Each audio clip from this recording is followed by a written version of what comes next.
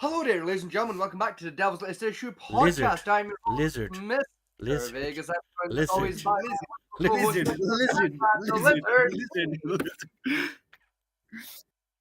Ah, I'm sorry.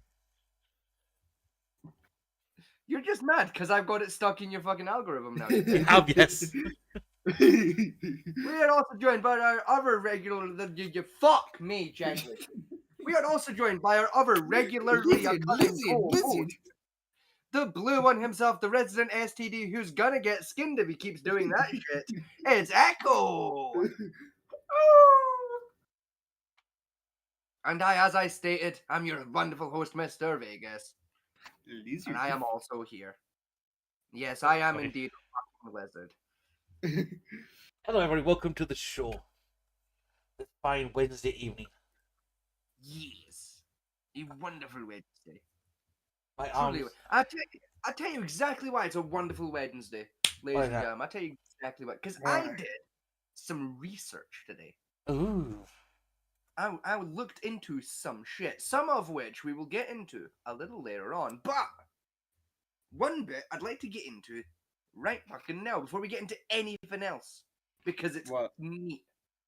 What? Now, do you folks recall a few episodes ago we were talking about the Japanese game show where they locked a guy in a room and made him play on stakes? Yes. Yeah. Well, I was looking into that earlier today because I was intrigued. All right. Now, the first thing that I learned is the guy's name. The guy that did it, that they made do it. His name is Nasubi. Go ahead and guess where Nasubi is from. I'm pretty sure it's from balls, man, it's going to be head now. I do know the answer to that one. It was Nagasaki, if I remember correctly, originally from. No, but you're very close. Fukushima. Fukushima. I know originally he was a comedian and he applied for to take part in the game show with 10 other people, but they didn't tell him what the game show was. Yes. And that was a blind entry.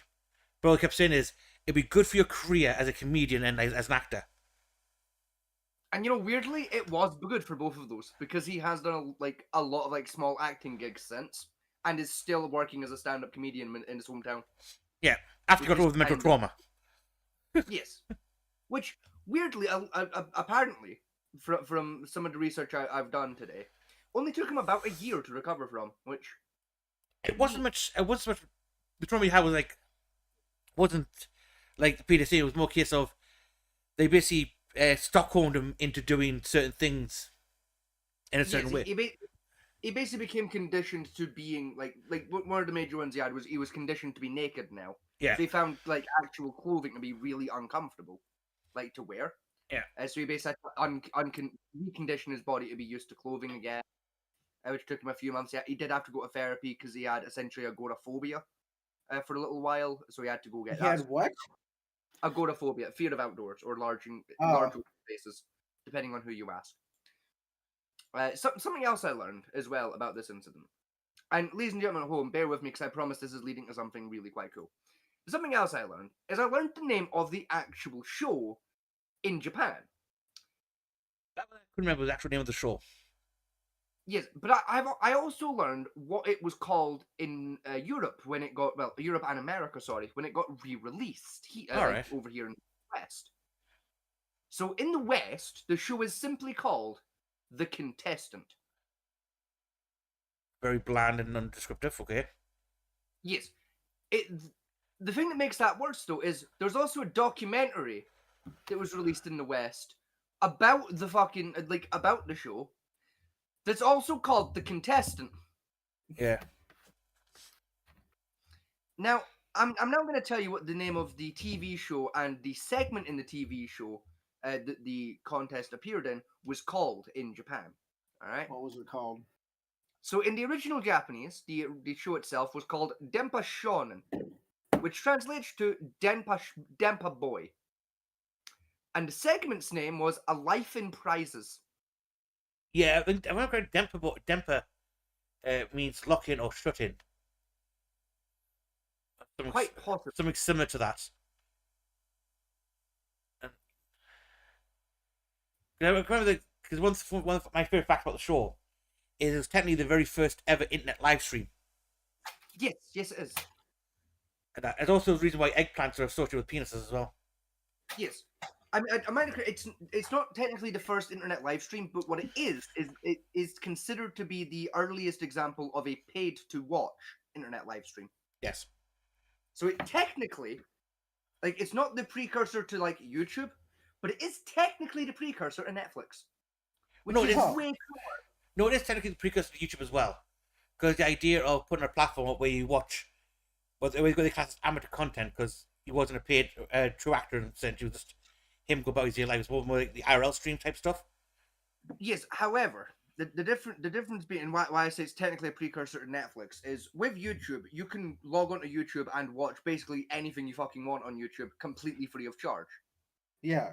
Whereas with something like Netflix, you pay $5 a month and you can watch what you want to fucking watch. With the live stream for I've already forgot his fucking name. I'm gonna have to pull it back up. Give me a second. Nasubi. It was if I remember rightly, because fucking maths is weird.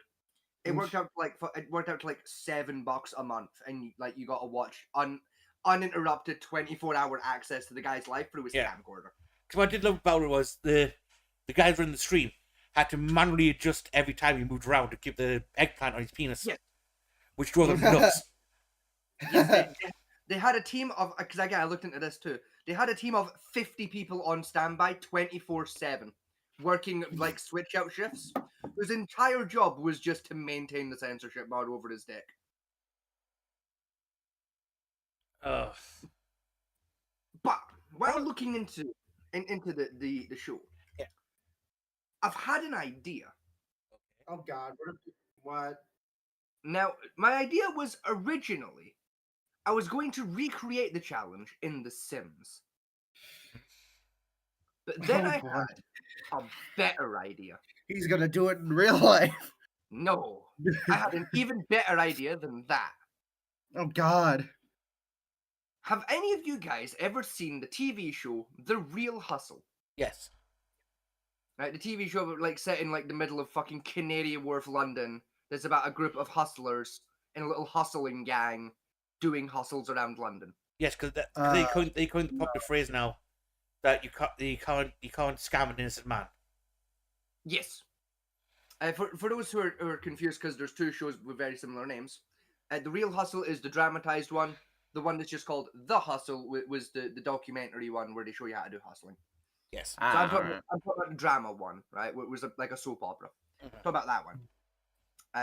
There's an episode of that show that I got reminded of earlier today. What reminded you of it? Weirdly, looking into fucking Natsubi reminded me of it. Yeah. But there's an episode of the show where two of the main characters essentially they have like a feud, right? They've got like a hustling feud, right? They're like hustle rivals, but they're part of the same hustling gang, so it makes no fucking sense. Anyway, and they basically challenge each other to like this hustling challenge, right? Yeah. They both get dropped right smack bang in the fucking middle of London, stark bollock naked. And if memory serves, they basically, I believe they had a week to basically go off and make as much money as they can via hustling. And whoever made the most money and had the most shit by the end of the week wins by default. All right. By the way, there has been a couple of challenges out in real life. They took a billionaire and says he made a claim that he could make his money back, right? And the guy's okay then. So they basically dumped him off in the middle. I think it was Detroit, homeless, and he had to rebuild an empire from scratch within I think 2 years. Rather interestingly, the thing that's fun about that episode of the Real Hustle is it is actually based on a real thing that like was a phenomenon in I believe it was 1950s amongst American hustlers, where like they used to do it like it used to be like a common thing of like hustlers would have feuds with each other and do this challenge in real life in like places like New York, Chicago. Oh, just to see who was the better hustler. 100%. Yeah, like, basically their gangs would strip them of like their clothes, their money, all of their shit, dump them like basically in the same location as each other in the middle of a city, and leave them alone for a week. Yeah. Anyway, so what I decided that would be kind of cool would be to combine the two ideas into one incredible challenge of difficulty. So here's my plan. And I'm going to record it and make it into a YouTube video because I think it'll be cool to do. Basically, right, I start in like a game of The Sims, right, in the exact same premise, right? No money, no clothes, nothing. I have a single in-game week to make as much money as possible. Here's where it gets fun. All right. I can only make money by either winning competitions, using prizes from competitions, or using items that are completely free to access.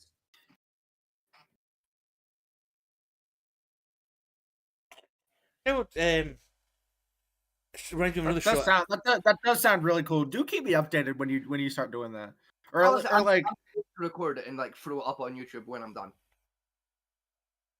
oh, I was actually gonna say jump into VC with me when you do it, like so I can like watch you stream it. But I'm gonna like sit and like record. I'm gonna record like probably like later this week. Because I'm gonna do like a couple practice runs on it just to make sure like it is feasible in the Sims. actually fucking doable. I mean, I'm 95% confident I can smash it out with the fucking park. But the main reason I want to do a practice run first is I want to see how doable it is, so I can then set myself like an achievement goal of, like basically make like put a win-loss condition at the end of like, okay, if at the end of the 7 days, I need to have made at least insert number here. Yeah, I was about to say at least this amount of money, and if I haven't, I've fucking failed. Yes. See, because what it reminds me of is two programs. One I don't know if it's still running now, but used to be running when I was younger. Was Race Around the World, where they got local contestants in America, like pairs, and they had like so much money and had to go from point A to point B. You know, around different locations around the world. Yes. And that used to be quite good. Now the other one it reminds me of is the one BBC's been running. I can't remember what BBC's called, but basically what they do is they pick, like, say, from London to Beijing,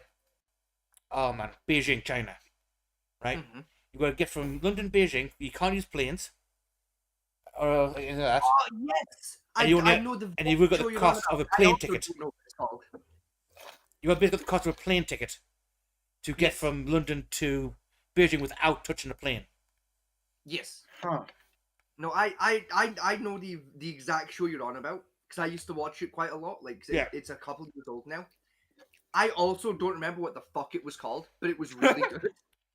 Yeah, because what like that one? It was good. I just don't remember the name of it. Yeah, because I think they're still running it. BBC, because I haven't looked into it this year. I know the China one was last year. Yes. They did the China run. But I think what I do love about it is, like, you're going to get from point A to point B with this much cash. But if you start running low on cash, you know, here's some like local jobs you can take to, you know, bump up the amount of money you have in your pocket to continue on your journey. Which is kind of cool.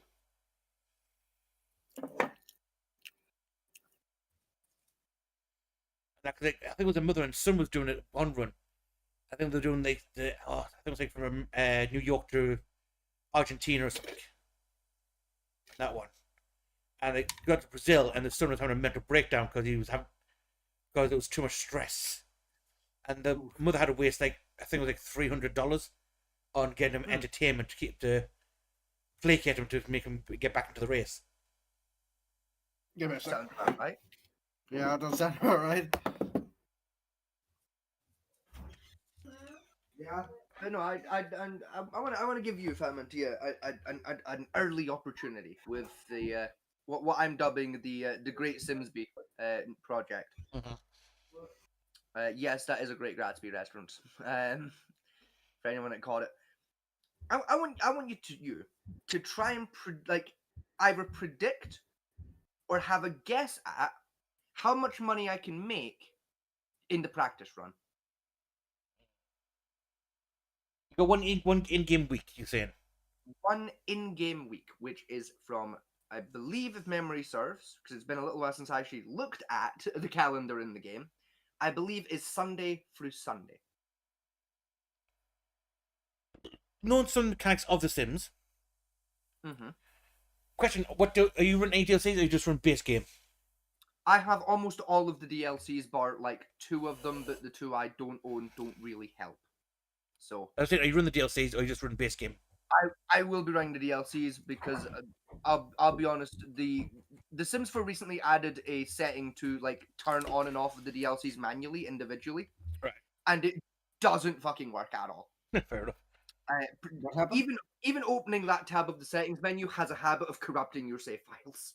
What is it? I would say given the exploits that I do know you like to use to make quick Yes. cash.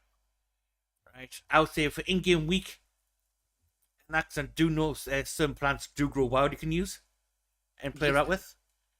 I would say you're gonna make some like about 3 to 4 grand. 3 to 4 grand, okay? Yeah. That's Fat Matthew's guess. I'm gonna give you the same opportunity now. Okay, and I'm gonna reiterate what the game is here. Alright?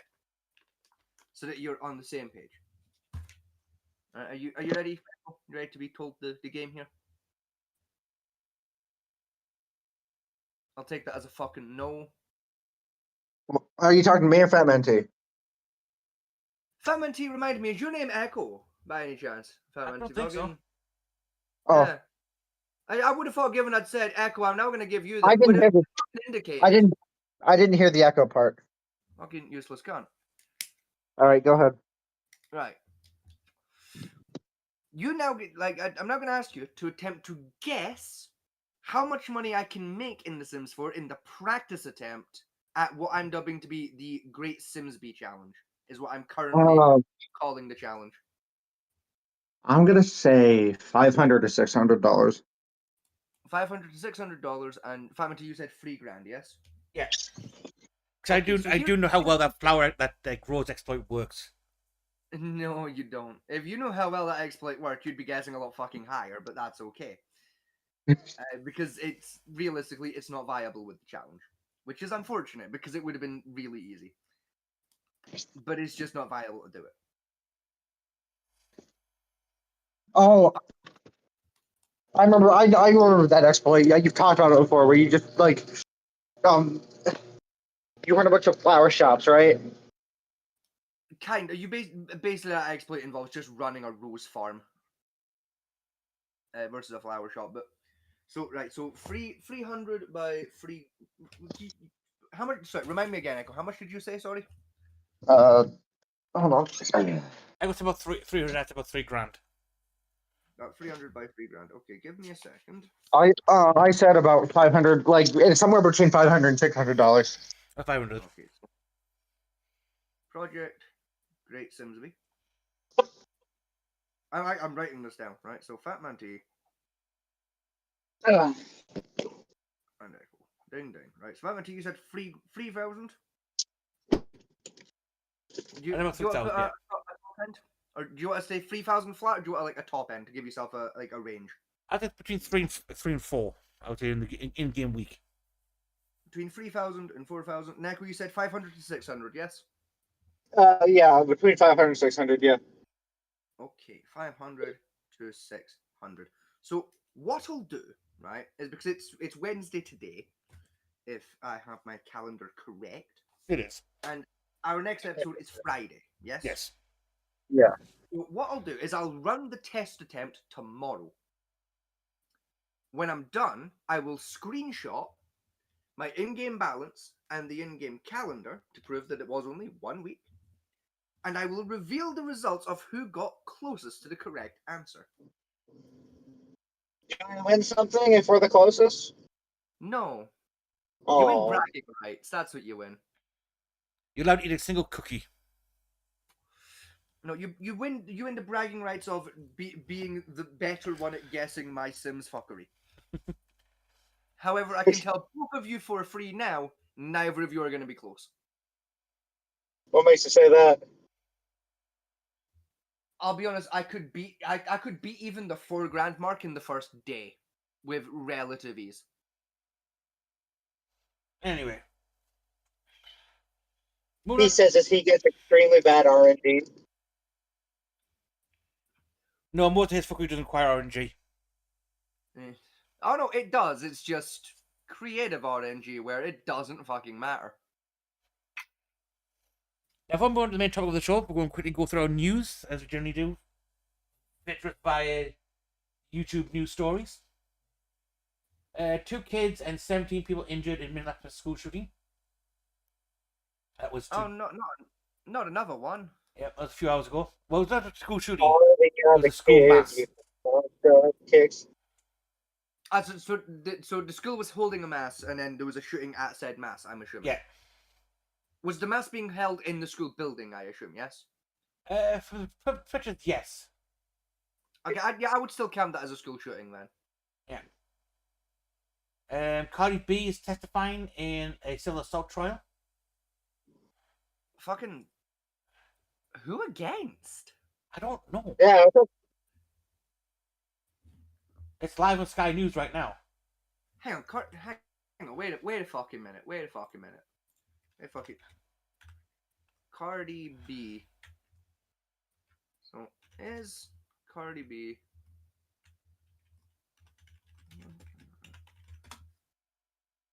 I'm just double checking something about Cardi B in the background. That'll be 2 seconds. what are you checking? Nice. Yes, no, right. So, right, I was correct in my thinking. Cardi B, right? She isn't an official member, but she claims to have an association with the Bloods. Yes, I remember that one. It's part of some of her rap songs. Yes. Now this means, right? If she's testifying against someone in court, there's only 2 possibilities here. Possibility A: the person she's testifying against is a Crip, and this is a setup. Yeah. Possibility 2, and this is far more fucking likely. Said person she's testifying against is actually a member of the Bloods. Well, it says civil And she's assault. doing this. Yeah, and she's doing this in exchange for some immunity protections from law enforcement because the Bloods are probably upset. She keeps claiming to be one of them when she fucking isn't. It says given it's in a civil assault trial, which isn't a criminal case. It's a civil case. That doesn't mean it's not a gang member that's done it, though, to be fair. Yeah.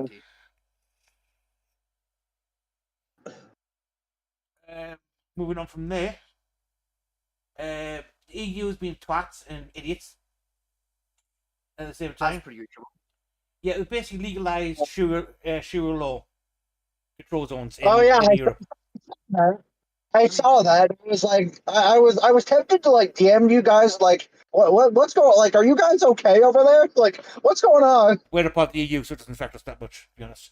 Yeah, that's the rest of Europe that did that. I mean, it kind of affects us because like, it's set a president, so like Yeah. the British government's probably gonna like do it too. But like Yeah. Farage reveals how he plans to tackle immigration, illegal migrants coming in. Oh, I mean that thing he's been talking about non-fucking Yeah. stop for the last 4 fucking months. Trump says he's going to take over Washington DC somehow.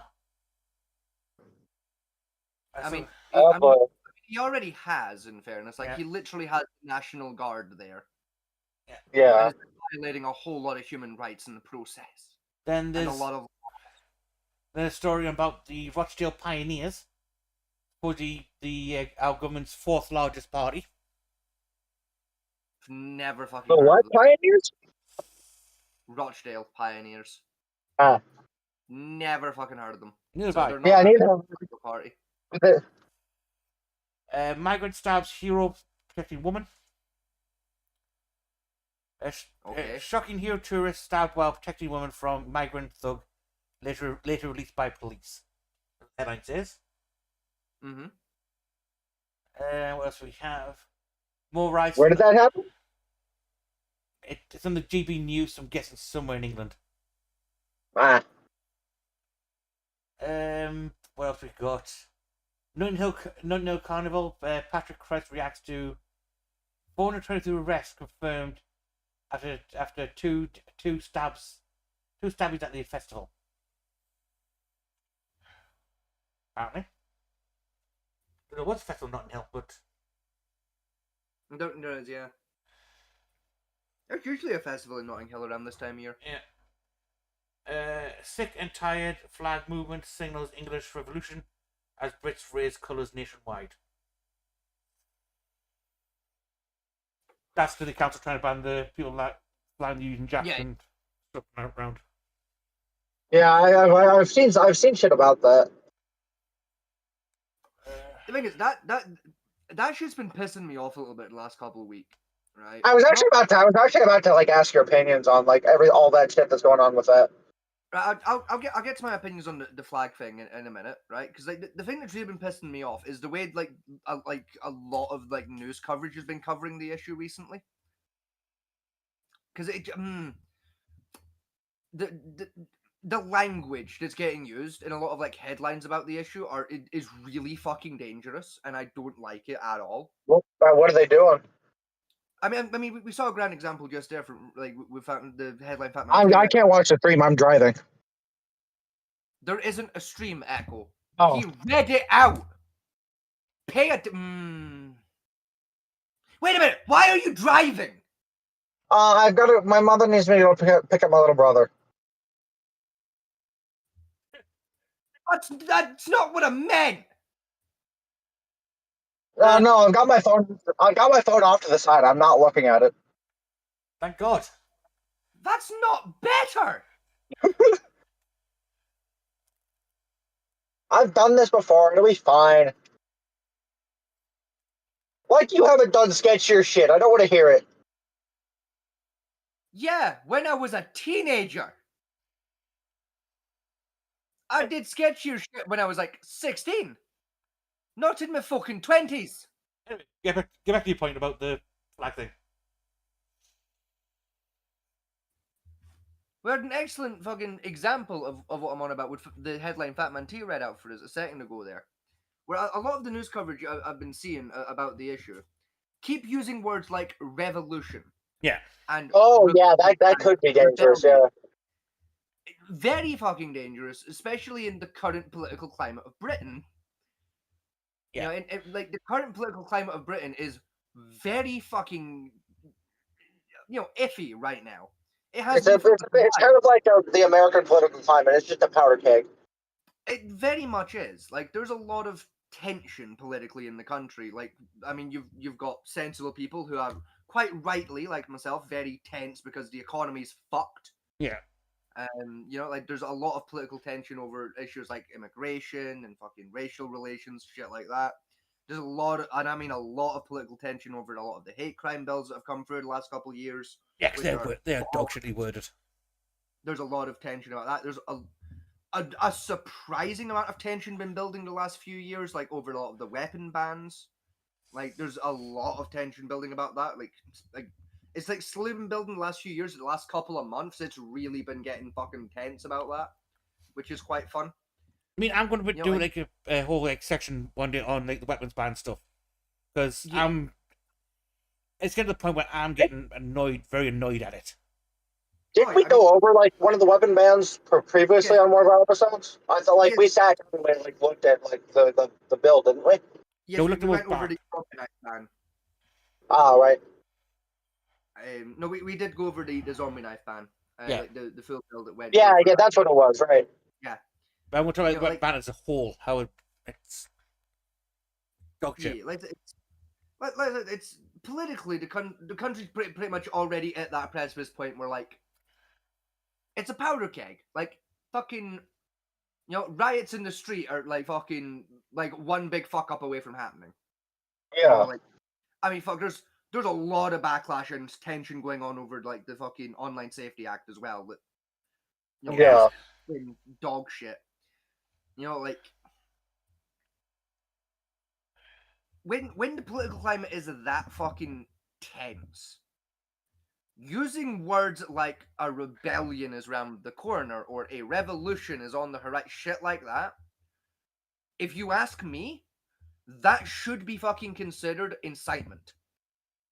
My best problem with the flag stuff at the moment, right, is I generally agree that being able to have pride in our flag as a country, right, even just as England, Scotland, or as the Union Jack as a whole, right, being able to fly it freely and as ever you want. Has been Yeah. for the past at least 20 years. Has been pushed and pushed and pushed and pushed back, saying you can't fly because it's racist against this person. You can't fly because of this incident happened in the world. We can't fly because of this. Take it down because you're being insensitive. Just the Germans just shouldn't be able to fly their flags at all. Like if we're going off of that precipice, it's like Germany can't fly their flag. Israel can't fly their flag. Pakistan can't fly their flag. The entire Middle Eastern flags are just kind of off limits. Let's see who else. North Koreans can't, or like Koreans in general can't fly their flags. No, that's the point. Though. Echo, this is the point, right? If I flew out like a Palestinian flag or an Iraqi flag out my window, no one will care. Yeah, that's perfectly fine. You fly like your home country flag. You're called racist and shit. The same thing has happened here in America several times. It fucking pisses me off. It's like, what the fuck? Like, problem is, in America, your laws protecting flying the flag. Hold on, about this. Can I have a whinge about flags? Go ahead. I drive you didn't while fucking driving. I know that, and this is pretty controversial, but Trump just passed it like a thing where it's like it's a jailable offense to burn an American flag now, right? So it has been. Yeah, always has been. It's literally considered treason, but yes, continue. Well, it's whatever, but like if you burn up like a pride flag or Israeli flag or anything like that here in America, right? It's a hate crime. But you can burn an American flag, and like it's like people try to claim it's protected under freedom of speech. So it's like, and I don't know. It's just like fucking pick one. Like they're all freedom of speech or they're all hate crimes. Like fucking, or like they're all a crime. Fucking pick one. With America, like you fucking. With America, they're doing this one. It's interesting about the law. Is there's a certain type of flag which is classified as the American flag. It falls under very specific size and regulations for the flag itself. Right? Yeah. If you burn one of those, that's 10 years in jail. Yes, that's treason. That's in your constitution. Yeah. It's written in the constitution about the flag.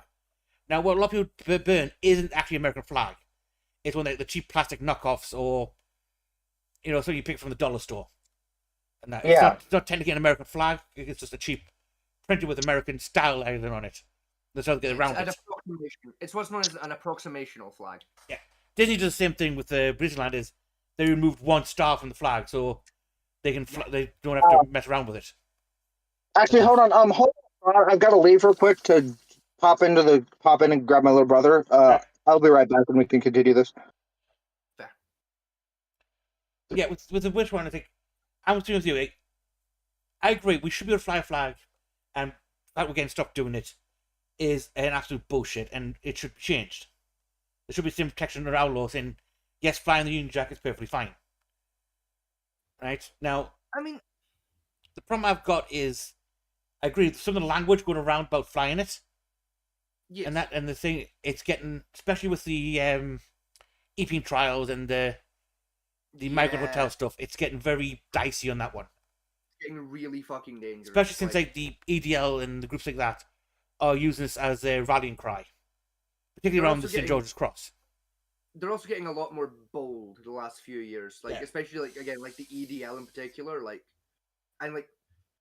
controversial statement as well politically. Like even groups like Reform have been getting. I mean, Reform are like basically brand new. They've only been like in the works for like 4 or 5 years now. Like even they're getting really fucking bold and like really open. I'd go as far as say just openly blatant. Now, like when it comes to just being pieces of shit. Now on the other side, there's a story just next to the one about the revolution. There's New Woke Council bans England's flag as Brits are barred from pubs and restaurants for wearing St. George's crosses. Now that is a way big overreach on the council side of it. I mean, it is, and it's also incredibly stupid. Yeah. Because what the fuck's anyone supposed to do during the World Cup, given the English football team's uniform is the St. George's fucking cross? Yes. So we're now not allowed to wear our country's fucking official sports uniform as fans of that sports team. Yeah. In order to attend a game. So it's like I watched a game at the local pub with some of the lads. You know, like if I want to go to a football game and watch Newcastle United play, I can wear the Newcastle United strip all day, every day. That's not a fucking problem, that. Yeah. If I dare to wear the England fucking national team football strip to the pub to watch the England game in the World Cup, hate crime now. That's a big problem. Governments keep going to say about regain our English the pride as UK, as a country. Yet they're banning symbols of our pride, like St. George's Cross, the Union Jack. I think the Irish flag technically, the Northern Ireland flag technically banned as well. Yes, on a technicality, yes. Yeah, I think this overreaction is a case of I've seen because it's like we've got one in our area is any white square of the road is getting like a red cross put on it.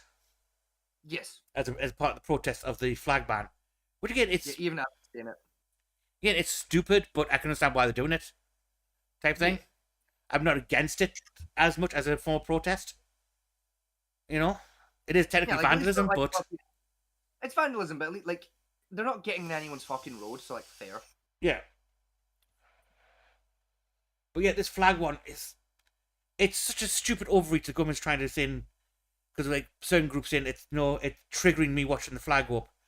Well, why are you in England for if our flag's triggering your ass? Yeah. It's the same kind of argument like, don't like it, go back to where you came from then. I know it sounds harsh, but it's a case of, it's our flag, we have the right to fly it. If it's triggering your ass, why are you here? Yeah, I mean, like, I have a similar standpoint. It's not so much of a, if you don't like it, go back to where you're from kind of thing. It's more of a, like, look, you came here. If you get here and you don't like how we're doing things, there are a million other countries out there. One of them's bound to do shit that you like. Yeah. Like, take a weekend, look into the other places. You got here easily enough, you can get there fucking easily enough. It's one of the things that pisses me off about the sheer control zones, right? Is these people ran away from, like, Afghanistan and all that type of Middle East countries, which haven't been persecuted because they're sick of being persecuted by it. Yet when they come here, they start putting them back into place. Yes. It's like, what the you left there because you didn't like them. Now you're here trying to force them onto us. No. Not happening. I mean, I don't really personally much have an issue with the Sharia control zones themselves. Like, I don't know, maybe I'm just fucking out the opposite biased or something. I'll fucking know. Like I understand people's complaints and like critiques over them. I just don't give a shit. Like, it's one of the things. Like, if I'm walking through and like there's a Sharia zone there, I'ma just go around it if it's that like if I know I'm going out to buy booze, I'm just gonna go around it. From the control zones, right? Say you've lived there in the area all your life, right? Yeah. And let's say they put the government, like council's doing at the moment, dump low migrants in your area, then they set the area where you're currently living. Yeah. Right. Trying to get new housing is a bastard at the moment in time. It is, yes. Right. So you've got no choice but where you are, and then you're now being forced under this religious control, under this religious ruling, which is not your religion, and B, not the law for starters. Yeah. I think you can bitch about it, saying no, it's. No, 100%. I understand why people are complaining. I'm not saying I disagree with the complaints. I'm just saying I don't give a shit myself. Like it's. Yeah. Come on, it's one of those things where I'm a very simple human being. Like I don't. Like if I woke up tomorrow and like we were living in a Sharia zone, I guess like.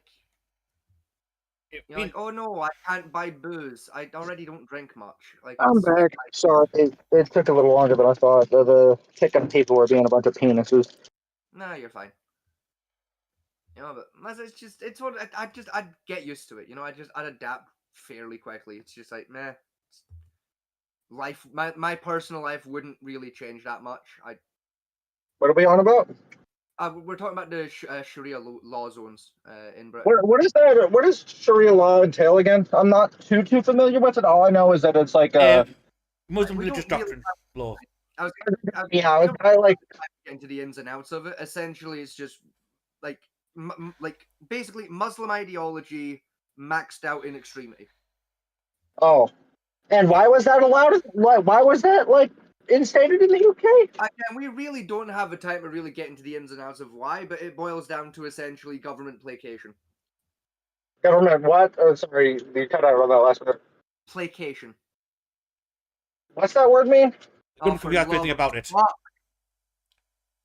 Government can be out to do anything about it, basically. No, No. because we'll explain the word placation. It's basically government doing thing to make people who whinge not whinge. Oh, okay. You know, like when a toddler cries for 8 hours in fucking like Walmart because you won't buy them a toy. So to make them shut the fuck up, you buy them the toy. I gotcha. That's placating. Alright, moving on to the next part of the news. Apparently, Trump has stopped 7 wars, according to this. Huh? No, he hasn't. Well, it's beautiful because the map they've got up, right, for stopping 7 wars, right, Yep. is Congo, which he had nothing to do with. Yep. Right, Egypt and Somalia. Neither of which have been under threat of war in the last 20 years. I think Egypt has some sort of squeaky thing going on with somebody, like as of recently. I could be wrong, but I could have sworn I had seen some like a little snippet about Egypt being mad at somebody. Egypt always mad at somebody.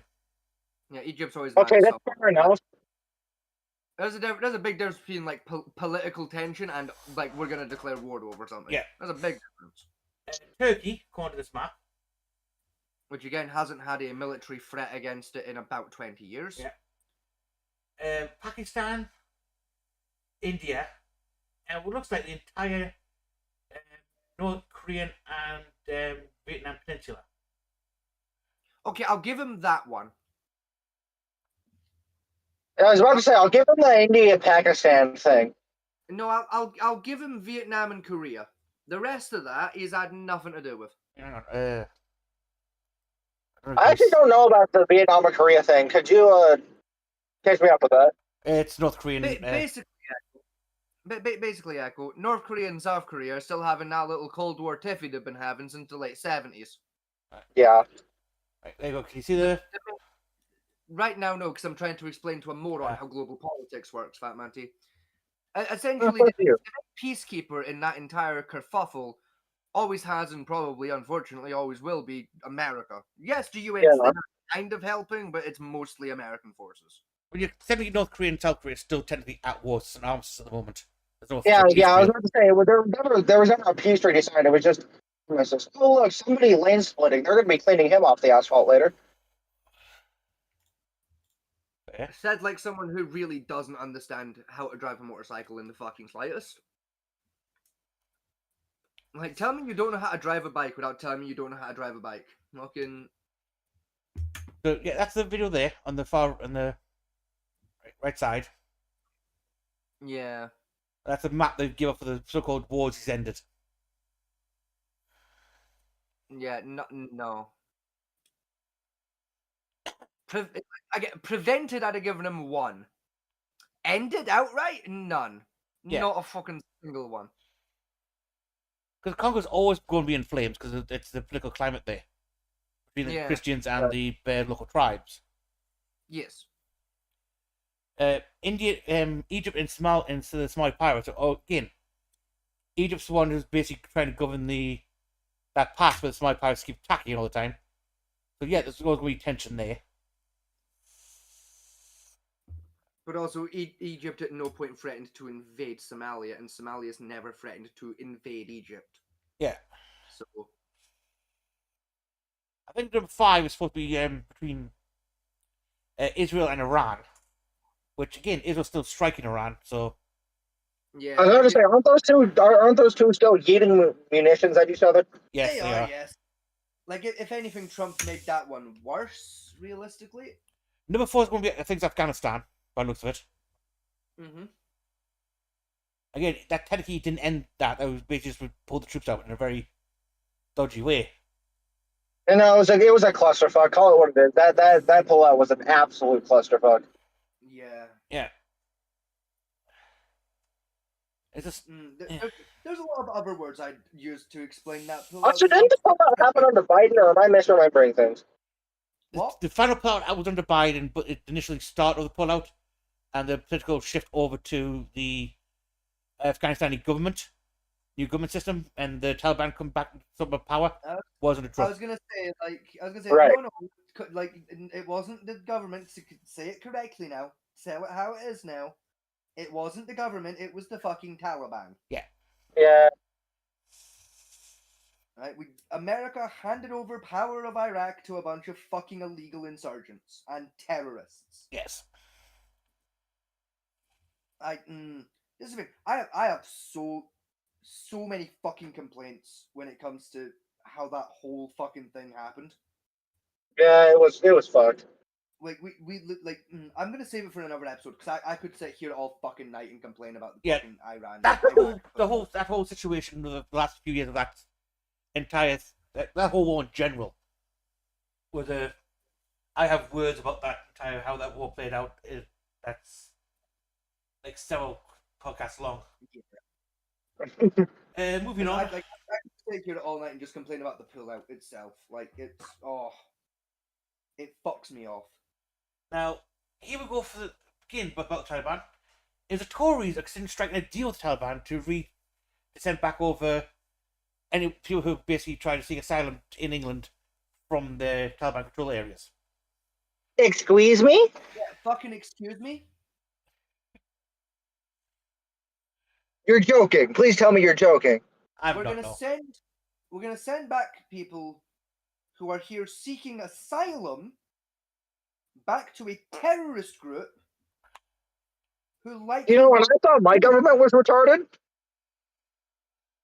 Has it is. completely forgotten the entire concept of what asylum is for? Yes, they I have. think they have. Yeah.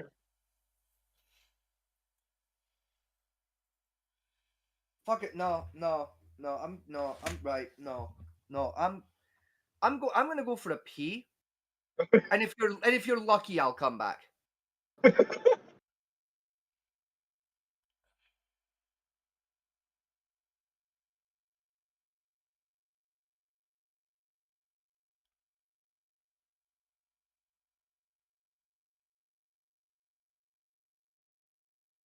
Oh, and what pray tell is their reason for doing this, Fat Man T?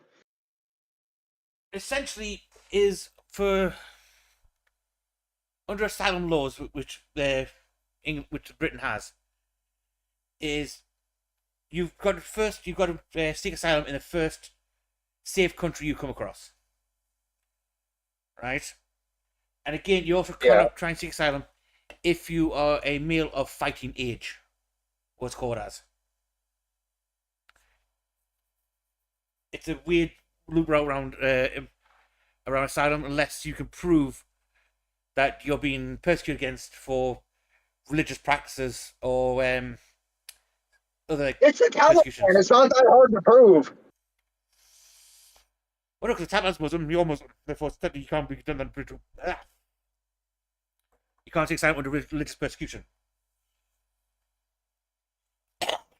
It's weird how technically how the asylum seeking rules work. Sorry, quick correction. That's bullshit. Your government knows it. Sorry, no, quick correction. Actually, Fat Man T. Yes, you can claim political asylum from Muslim under Muslim because of the fucking. Excuse me a second. Fuck off. Because of the subsection rules. Because the places like say Iraq are under Sharia Muslim control. Yeah. If you're a Muslim but not a Sharia Muslim, you're like I believe the proper term is congressional Muslim, but I could be wrong. I know the Sikhs and the ICAR keep going each other's throats. Yeah, basically, if you're say denomination A of Muslim, but the country you're from is under the control of denomination F, then technically yes, legally you can claim asylum in a non-Muslim country as a result. They say asylum laws are the best time to get right. It's because while on paper technically you would be right, in practice it works because of the precedent that was sent in I believe it was set in 1996 if memory serves, where there was a group of, I believe if memory serves, it was a group of Protestants that got to claim asylum in Britain from Is it Libya? I think it was think the Bosnia conflict, that one. No, it was around the same time, but it wasn't Bosnia. It was like, you know, like the really, really, really Catholic bit of Africa. Yeah, I know. Yeah. Yeah, there was a group of, I believe they were Protestants, from Africa, like from that part of Africa, that claimed asylum here in Britain. Because while like Protestant and Catholic are like both like under the Christian umbrella, possibly Christian Catholic, but grounded, I don't remember. But basically, they're like classed under the same like umbrella religiously of, you know, fucking the Bible. Yeah, the Because Bible. because they're like two different subsects with different rules, and the Catholics, or again possibly Christians, I don't remember off the top of my head, whichever one it was at the time that was in charge of that part of Libya, were persecuting Protestants. The Protestants were able to claim asylum, which set the precedent for denominational subsector status for asylum claims. Yeah, like says few military Tories potentially strike return deal with Taliban, pay Taliban, take them in. That kind of thing. Yeah, no. Yeah. Then it's got like Nigel Farage, the Reform UK plans of like shipping migrants back. Basically taking Trump's approach that Nigel Farage said they're not planning to deport women and children, just males. Males of fighting age is basically what he's claiming. Jesus fucking Christ, that's so much worse. Yeah, so I think between like 18 and like 45. Oh yeah, so we'll just rip we'll rip children away from their families, and we'll go ahead and we'll rip the dads away from the families too. Yeah, we'll leave a poor woman aged 35 and her 9-month-old son alone in a foreign country because dad's 36, that means he's old enough to fight. Yeah, that's fair. Yeah, that makes perfect fucking.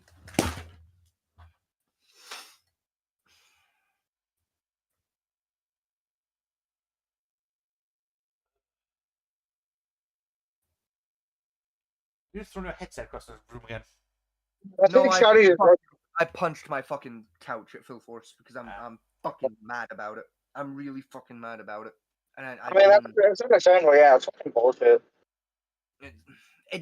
Echo, at this point, everything this fucking country does politically when it comes to things like fucking, like asylum seekers and immigration is just bullshit based on fucking racism and misinformation. We're going back to the 1950s when it comes to how we're fucking dealing with it. And it fucks me off. We're better than that as a fucking country. We're better than that as a country. We're better than that as a fucking people. We're better than that as a fucking species. Right, Frank? No, fuck it. I'm saying it, Fat Man T. I'm fucking saying it. I'm putting everyone in this fucking country in their fucking place. This country wouldn't be fucking standing right now if it wasn't for fucking immigration. Right? Pick a year and I'll fucking prove it, right? Let's go back a little bit, right? World War fucking II. Do you know how we won World War II? Polish immigration. The RAF quite literally wouldn't be fucking winning World War II if it wasn't for the fact we allowed the Polish people to come to this country under asylum claim to join up with our fucking Air Force to help us defend our fucking country. We literally didn't have enough pilots without them. Right? There's one fucking example of fucking immigration saving this country when it was on the bones of its fucking arse. Right? The NH-fucking-S. Right? We wouldn't have any fucking nurses, any fucking doctors. Motherfucker, we wouldn't have optometrists or dentists in this fucking country at this point that were publicly accessible without a goddamn mortgage if it wasn't for foreign people coming to this country and fucking pulling their backs worth in. And it fucks me off that there's so many fucking people in this country who can't fucking understand that and are cutting about the fucking streets with their fucking English fucking flags on their fucking back, drinking a German beer, eating a Turkish fucking kebab, going England till I die. Go fuck yourself. Right. I gotta say, my mix with the immigration stuff is people getting mixed up between, like, what's the chancing gets that are fucking, like, fucking chancing the system, gaining it fucking purposely and making a bad name for all the fucking hard-working ones. Yeah, it's different. And people acting for a legitimate fucking reason and putting the fucking effort in. Yeah, people miss, well, especially with people from UK and the people of their ilk, get the mistake between actual legal immigration of, like, coming over, like, actually working contribute to the country in every meaningful way. Like again, NHS. Half our doctors and Yeah. nurses come from Nigeria these days. Yeah, and do you know why? Do you know why they fucking get them confused? Because they're fucking racist. All they fucking see is a fucking black man that wasn't fucking born here. Yeah. That's why they get them fucking confused. And I'm fucking sick of pretending that it's anything fucking different in this fucking country. I agree with you. We are not being the people, our fucking grandparents, who fought for our fucking lives to be fucking proud of. Right? If I went back, right, I did some fucking black magic and I brought my fucking great grandfather back, an Italian immigrant himself who fought for his fucking country, and I brought him back and made him fucking see the state this country's in after he fucking fought to keep it fucking free. He'd fucking killed a lot of us with a fucking rake. And we'd all fucking deserve it. Fucking state that we've let this fucking country fall into, being run by a bunch of racist fucking pigs.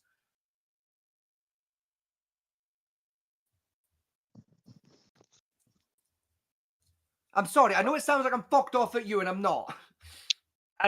I know that we agree. I'm just really fucking angry. I've been angry about it for so fucking long, and I've been pretending. I've been trying to fucking hide the fact that I'm fucking angry because I don't want to fucking step on toes and shit.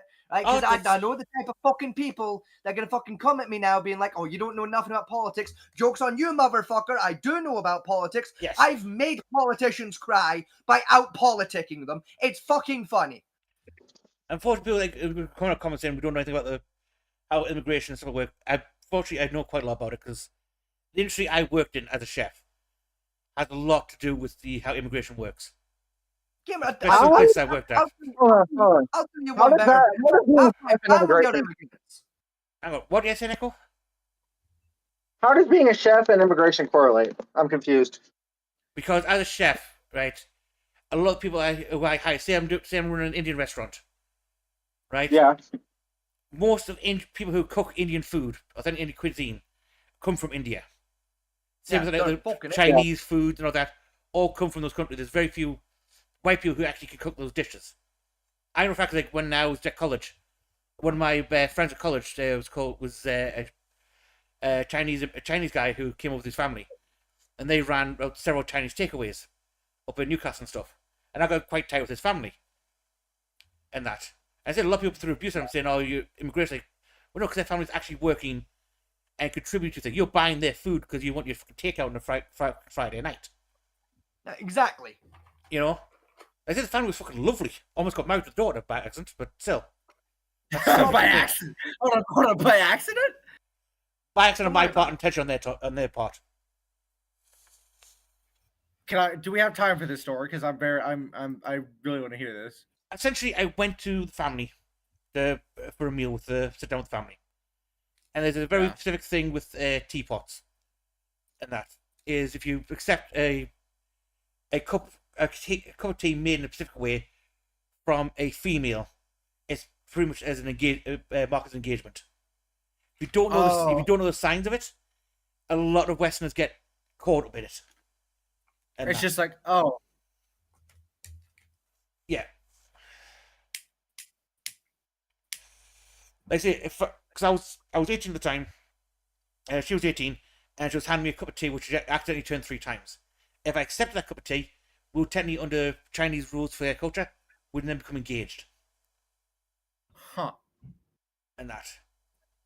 It's one of those weird cultural rules that transcends a lot of things. It's a lot of white people don't understand it, and accept a cup of tea anyway. It's like, you stupid bastard. And that, because not only have you potentially engage and then insult their culture at the same time. You know? Huh.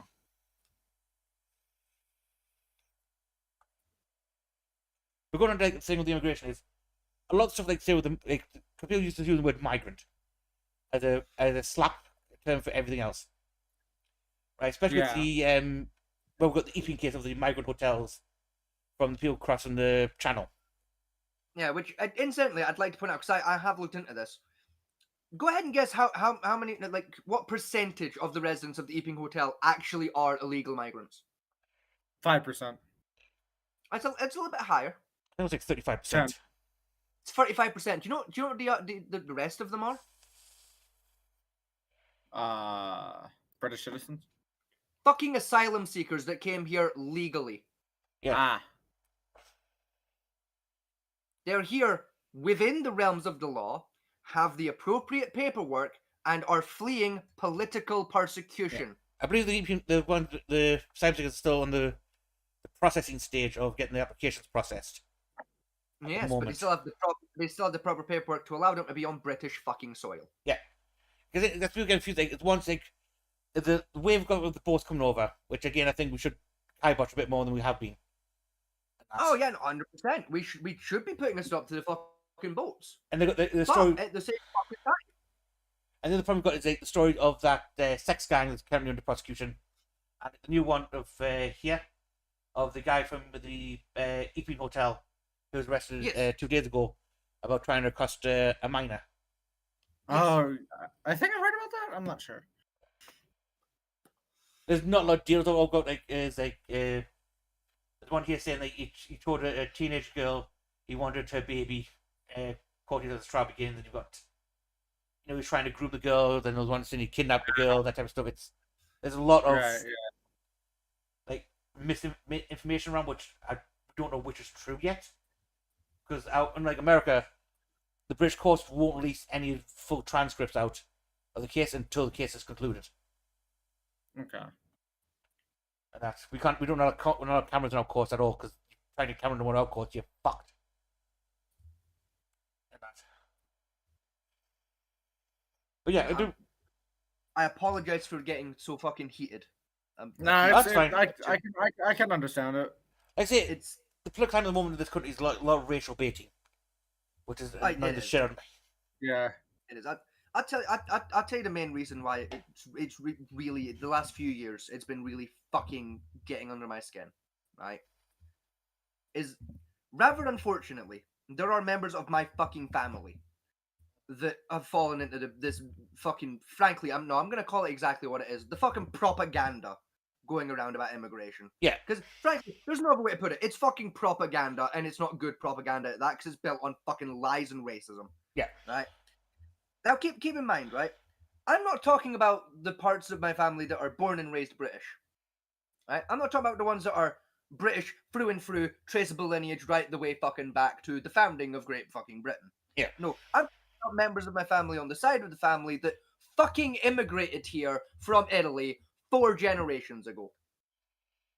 Fucking I am 4 generations removed from when we left the fucking motherland of Italy to come to Great Britain. Yeah. Right? So still basically, It was my great grandfather that fucking came here, who gave birth to my grandmother, who gave birth to my mother, who gave birth to fucking me. so basically right. still the technical what's called like I think it was living memory type situation. Yes. No, there are legitimately there are members of my family today who are alive, who I have met, who were alive when my family came here, who were on the boat that came here. To make for our family to escape political persecution in their own fucking country. Yeah. Right? Because fun fact, that's why my family moved to Britain, to escape the reign of Mussolini. Because my family disagreed with Mussolini's fascist regime. So they came to Britain to fight for their own country's freedom. In the process, they fell so much in love with Britain, they stopped fighting for Italy's freedom and began fighting for Britain's fucking freedom. So much so that my great-grandfather, when he fucking joined the British military, purposely put in a request of transfer because he was originally going to be sent into Italy to do the Sicilian assault. He purposely put in a fucking transfer request because he didn't want to risk having to shoot at his own cousins. Yeah. I say Reform UK and people like ADL type stuff, we're putting information out. A lot of this stuff is causing a lot of this shit, because they say they're not just. There's a big distinction between like the 3 different groups of like asylum seekers, migrants, and the illegal migrants. Yes. Right? They're 3 distinct groups, and again, because the way Reform UK is wording shit, and the news is wording it as well, because it's not helping either. They're just lumping them all together. I tell you, memory of it is like. When we were part of the EU, we had the I can't remember what they're called. Not the Polish, the other ones. The Romanians. When the Romanians were allowed to get access to the free travel, And people kept saying, "Oh, the Remainers are going to flood the country and take over all the construction jobs, all the low-paid jobs, and starve Britons out of hard-working jobs." Like, Oh, you mean that thing that the Britons have been doing to the Greeks and Italians for the last 110 fucking years straight? problem is, like, I can remember that like racial tension, which was the biggest push for the to leave the EU for, was, the influx of like migrants just come straight over the border because of the freedom of travel. Yeah, and then we left the EU, and what happened? The numbers went up. And I was pointing out to people when I was like, cause this was at college when I was going off a bit for me. Like, these are jobs people refusing to do anyway. What do you mean against? Well, are you going to go clean toilets? No, I'm better than that. But they're doing it. Someone has to do it. Yeah. Are you going to empty bins? Yeah, No, I'm better than that. Well, they empty the bins. Are you going to become a nurse, clean up shit from a guy who shit his pants because he's drunk at 2 a.m.? Oh, no, I'm going to be a doctor, and do plastic surgery. Again, you need nurses to do that. Yeah. You're not willing to do those jobs. They are. Exactly. Are you going to work on this construction site? Well, no, because I don't want to throw bricks around on my life. But they're doing it. Again, I'll tell you the exact group of people that, like, it really fucks me off when they talk shit like that, like about immigration, like, oh, they're taking all the jobs, right? It's like the middle class and upper class motherfuckers that can afford gap years. Yeah. Right? Specifically, right? If you're a type motherfucker, right, where you're out here, you're complaining about the immigrants coming over, taking all our low-paying menial fucking jobs, right? Mm. And you're also a type of motherfucker who's had a holiday out to, say, Greece, to work on the olive farms for fucking 3 months, collecting the olive harvest. See if you're one of those motherfuckers. Kindly take a running fuck up fuck mountain, atop a fuck horse, and fuck off of it. You hypocritical, backstabbing piece of human fucking filth. Yeah. You don't get to do exactly to other countries what you're complaining about immigrants doing to us and not be joking. One of the restaurants I worked at, we had 2 Nigerians as KPs. Yes. Right? Kitchen porters. Oh, I was just... Essentially kitchen slaves, technically. Like, they do the prep work, they clean the dishes, like, yeah. And anything the chefs can't be fucked doing, the KP does it.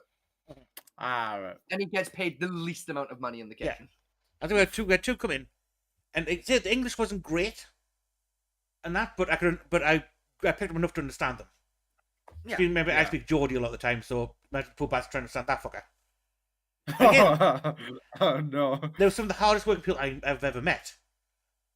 Any job you ask them to do, they'll get around straight away. They'll get doing it. Head down to the store, pick up like several sacks of tatties for us when I'm busy trying to prep meals up. No problem. Get right on it. And that's where I've seen them like through most of my time. So again, a lot of the problem with this when this came out, and it still is these people, is the ones who got to think, oh, I've got a degree in computer science, therefore I'm now God over you, or I've got a business degree, or I've got an accounting degree, those type of cunts. Yeah. You keep saying like, oh, they're taking all the low-paying jobs. Like, fuck it, you don't work those low-paying jobs in the first place. You hate them anyway. You think people who clean toilets are like scum of the earth.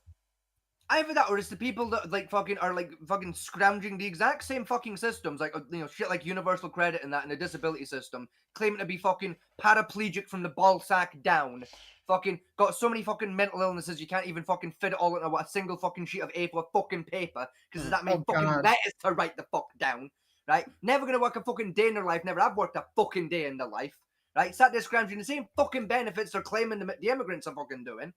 Right? It's those fucking cunts who are making the same fucking complaints while doing the same shit and fucking frankly doing more fucking damage to the economy. Fuck them. Fuck the lot of them. I mean, I'm on benefits at the moment because of my mental health is, but I've got a documentation of that. Valid reasons. You have valid fucking reasons. You're actually fucking like you have a reason, right? You're telling the truth. I'm talking about the motherfuckers like that fucking guy that we know, right? Yeah. Who's just an alcoholic piece of shit who can't be fucked because he's a fucking waste of space. He also likes Tom Robson as well. Okay. Yeah, I know. I'm painfully aware.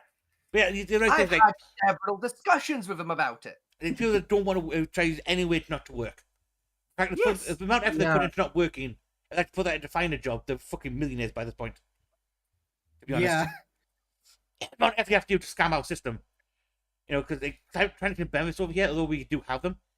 First of all, right, it's honestly got easy to get benefits in America, unemployment. Yeah. Over here, it's a legitimate. fucking nightmare to try and get anything done. I mean, It can be a nightmare over here as well. first, Echo, right? To get the benefits I have now, right? I have gone through 6 medicals, and had to defend my medical diagnoses to people who aren't even doctors or medical professionals, who are lawyers at the best of times. Now I've got a stack of paperwork from an actual psychotherapist who diagnosed me unfit to work, and I had to defend their doctor's recommendation of me to these people. I've had like entire teams saying he's unfit to work, and they still question that. Why? Why do they question? Because the government are cunts, that's why. Fair enough, yeah. Our fucking government can't even fix a fucking hole in a road. Never mind fucking handle a benefit system. Yeah. Ironically, we've got potholes like size of craters in some of the roads around here, and they haven't been fixed in 20 years. Yet they're installing new fucking power chargers for cars. Which Yep, well, no not electric cars around the fucking- area, to be honest.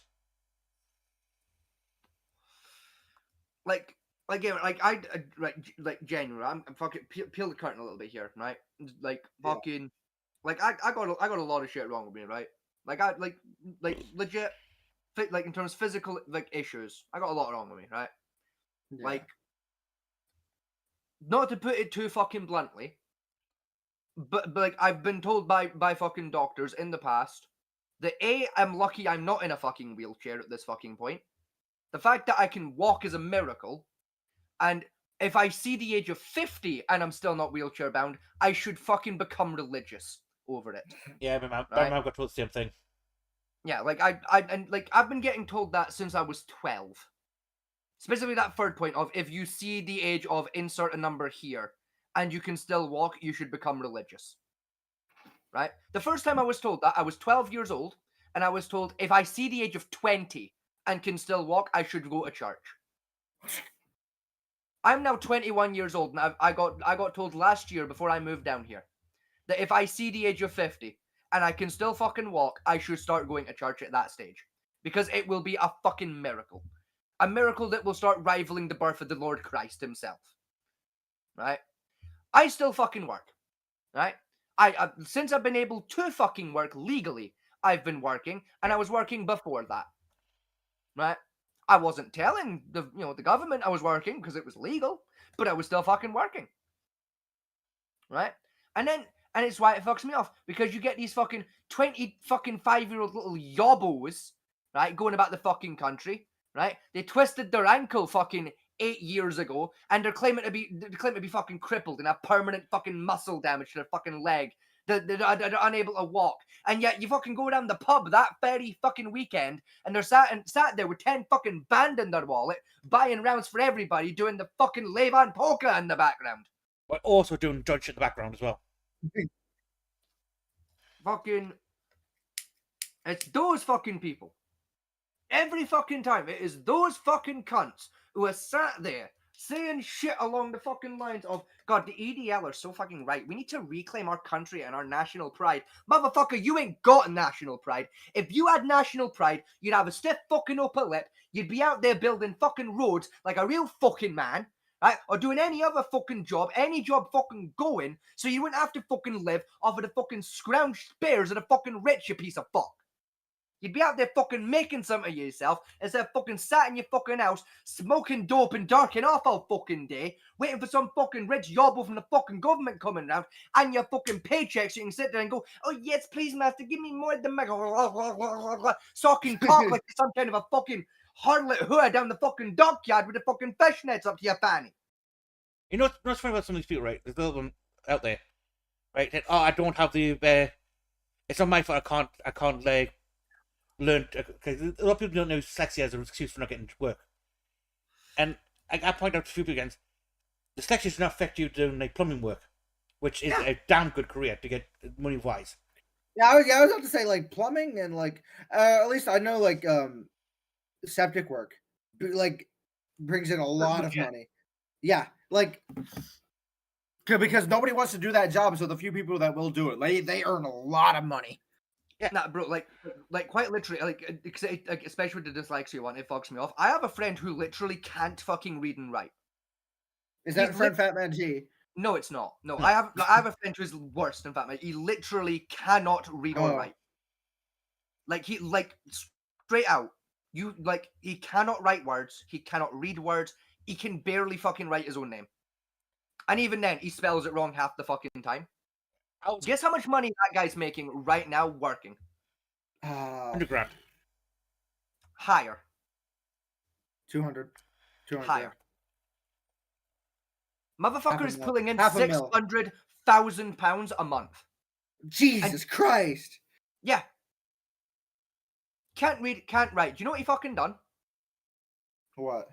Right? Him and his friend started up their own fucking tech business. Yeah. Right? He became very good friends with a lad, right? Who can fucking read and write. Right? Because the lad that can't read and write is a wizard with a fucking computer. You hand him any bit of technology, right? Be it a fucking like a high-end gaming computer or like the fucking Enigma machine from 1910, right? Hand him anything with a wire. He'll get it fucking working in an hour minimum. Right? Easily. Right? They started off just doing like tech support shit, moved into doing programming shit. Like they now own and operate several online businesses on behalf of other companies. Like they're basically the British version of Spotify. Not Spotify, Shopify, sorry, at this stage. Right? The company's income is in the millions. His personal income every year is £600,000. Can't read and fucking write. If that guy who can't read and fucking write can make money like that, dyslexia, zero fucking excuse. Right, give me a Yeah. country back when I was younger. Right, back when I was about 20ish. Right, the housing bubble crashed and a lot of building projects got kiboshed. Right, so a lot of builders lost their jobs out of it. Yeah. And when they said, "Look, Is that what happened to Bob the Builder? Bob the builders got addicted to crack. That was his problem."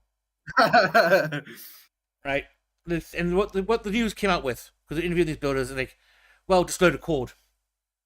Learn to code. Yeah. That's all their thing was. Learn to code, you make your money. The problem is, though, a lot of kids get told that at school, even to this day. Mm-hmm. You know, go and get game development, learn to code, learn to write programs. The problem is, though, that market is so saturated in our country that those jobs, even at entry level, requires like a few years experience, which these kids don't have. And they're told by the advisors, "Oh, learn to code, go into game development, or go into app development." And that's like, okay, I'll do that. That's where I'm getting my living wage from. Okay, I'll do that. Okay, I've done my courses now. I'm going to try and find a job. Yeah, no chance. We're full. We're full. We need at least 5 years experience to get here. You don't have the experience we needed for these projects. Yes. Speaking of years of experience, I need to go on a thing. Like, because when I was looking for jobs, right? Back when I was still I was fresh out of high school, I was looking for jobs, right? Yes. And I'm searching for entry level jobs, right? Yeah. Yeah. So I'll go in, I'll read the thing, I'll read the shit online, I'll start to apply, and then it's like, we need 10 plus years of experience. Yeah. Yeah, for entry level It's position. no, they're advertising as this could be your first job or something, and then they're saying it's like, oh, we need 10 years of experience. Yeah. Motherfucker, I just got out of high school. Do you expect me to be working as soon as I pop out of my mom's womb? Yes, they do. Yes. Like, I'm not Chinese. Unironically, right? I had it summed up beautifully with a Reddit post I saw once. Oh boy. Right? There was a guy on Reddit that summed up the current job market globally fucking perfectly, right? It was a post by literally a guy that he invented a programming language. I don't remember which programming language, but he invented this programming language, right? And to prove a point, he applied for a job at a company that was using his programming language and required someone with experience in that programming language. They were looking for a candidate with at least 10 years experience in that programming language. At the time, that programming language had only existed for 4 years. Yeah, I remember that one. Yes, I remember that guy. He was a news article. On that one. Huh? Yeah, I remember that article actually. Yeah, because he then applied for the job to really send the point home. Put on his application, yeah, I'm literally the guy that invented the language. Provided all of the evidence to support, yeah, look, I'm the guy that invented it. You're not going to find someone better at it. and he was And still we're still told to rejected. fuck off. He was rejected automatically by an auto response bot because his application didn't say he had 10 years experience, because it's literally impossible to have 10 years experience. I can remember the guy who literally invented the internet. He tried to apply for a tech job. Right? Yes. Now this guy invented the internet itself. He knew there's no about the internet who knows more about this than this guy knows about it. Yes. Right? He applied for a tech job of basically, I think it was a standard data analyst for the internet. His bread and butter, he does. He got rejected saying he was too old and he couldn't understand tech. Yeah. Like, this guy invented the fucking That thing. makes sense. Yeah. And he's too old. Like, oh, go ahead, sorry. He invented the goddamn technology you're using, and you say he's too old for it? Yeah. Because it's just what the thing that fucks up with people like, you get a mix of my age. Oh, you're too old to understand these technologies. Like, bitch, I was there when this fucking thing came out. You know, I knew what it was when the thing first started. You know, it's like, You say that, but at the same time, I've seen you play Call of Duty, so like, shush. fair enough. Like, That's not really a burn, to be honest. It's video games. You what? I've seen you play most video games, and it still applies. Like, you play like your age. What do you mean play my age? You play you play slow, and You mean actually enjoy the damn game and the storyline, not just like blast it as fast as possible? no, I mean even in terms of like how you move in a lot of video games is really fucking slow. I mean, he's a slow old man. Leave him alone. Like, yeah, at this point, I'm convinced if I got you to play like a bullet hell game, your avatar would like just spontaneously just appear with like a fucking Zimmer frame and just a fucking minigun glued to the front of it. It's like you move so slow in like every video game. I think a video game would bully you if I found the right one. It's slightly fun at times. It's like oh fuck, what's that Fallout-y one you were playing a few months ago there? That fucking the communist Fallout, fucking Atomic Heart. Atomic Heart. The game that has no actual run button or sprint button in the entire game. I see. I know, and normally that would be a perfect defense, but it's just fucking not. Like specifically, the one that really sold it on me, right, was watching you try and do the fucking like the boss fight against the robot snake.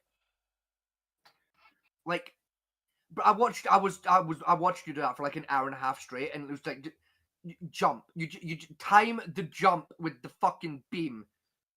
It's generic boss fight gimmick 5. Just jump, fucking jump. You just jump over the thing, and then you jump again. You press space bar, and the second you touch you press it again, and you jump again, and you dodge the double beam, and then you dodge the single beam, and then you return fire, and you would add it for like an hour, and you kept fucking it.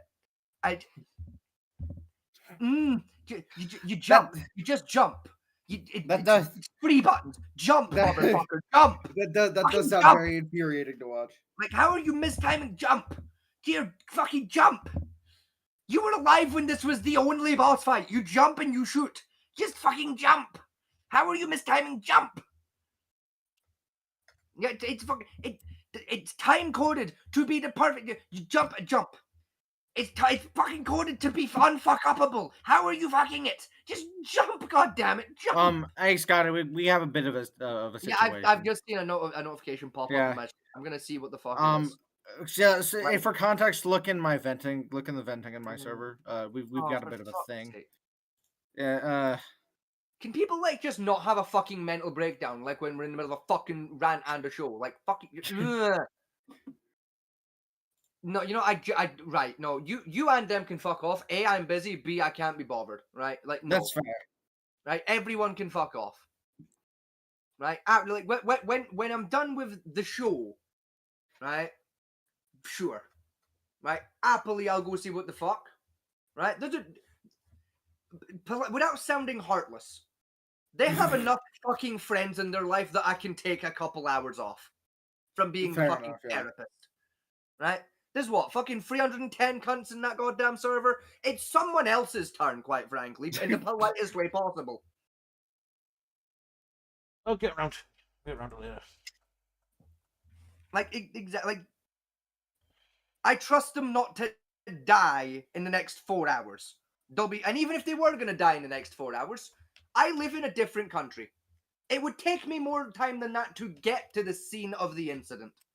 There is basically fuck all I can do within the realms of my own power set that would be of assistance beyond words.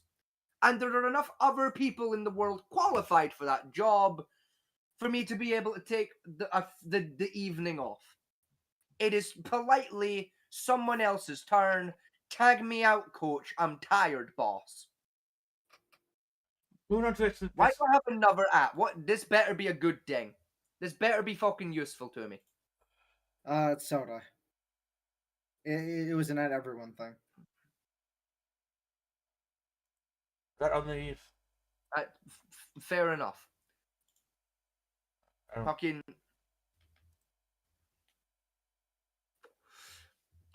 Sorry, again, like, fucking, in case the people involved in that incident end up watching this later, I'm not mad at you guys, I'm mad in general. Yeah.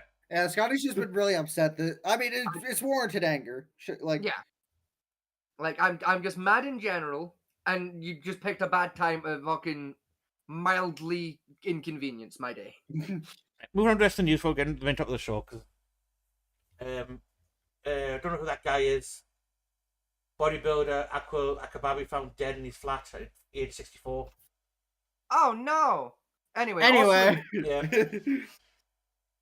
Fertility rates decline. Right, no, and we're going on another rant because this has been fucking me off for several years too. Right, I'm going for a piss while you have a rant then. Right? Oh boy. Right, fucking right. Ugh.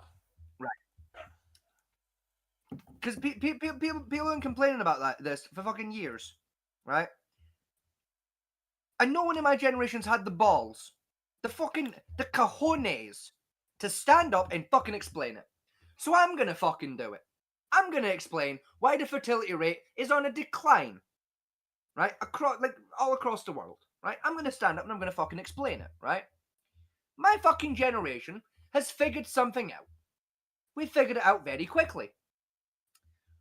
The world is fucked. We can barely afford to live. That means we by default cannot afford to raise a child. Yeah. So we're not having them.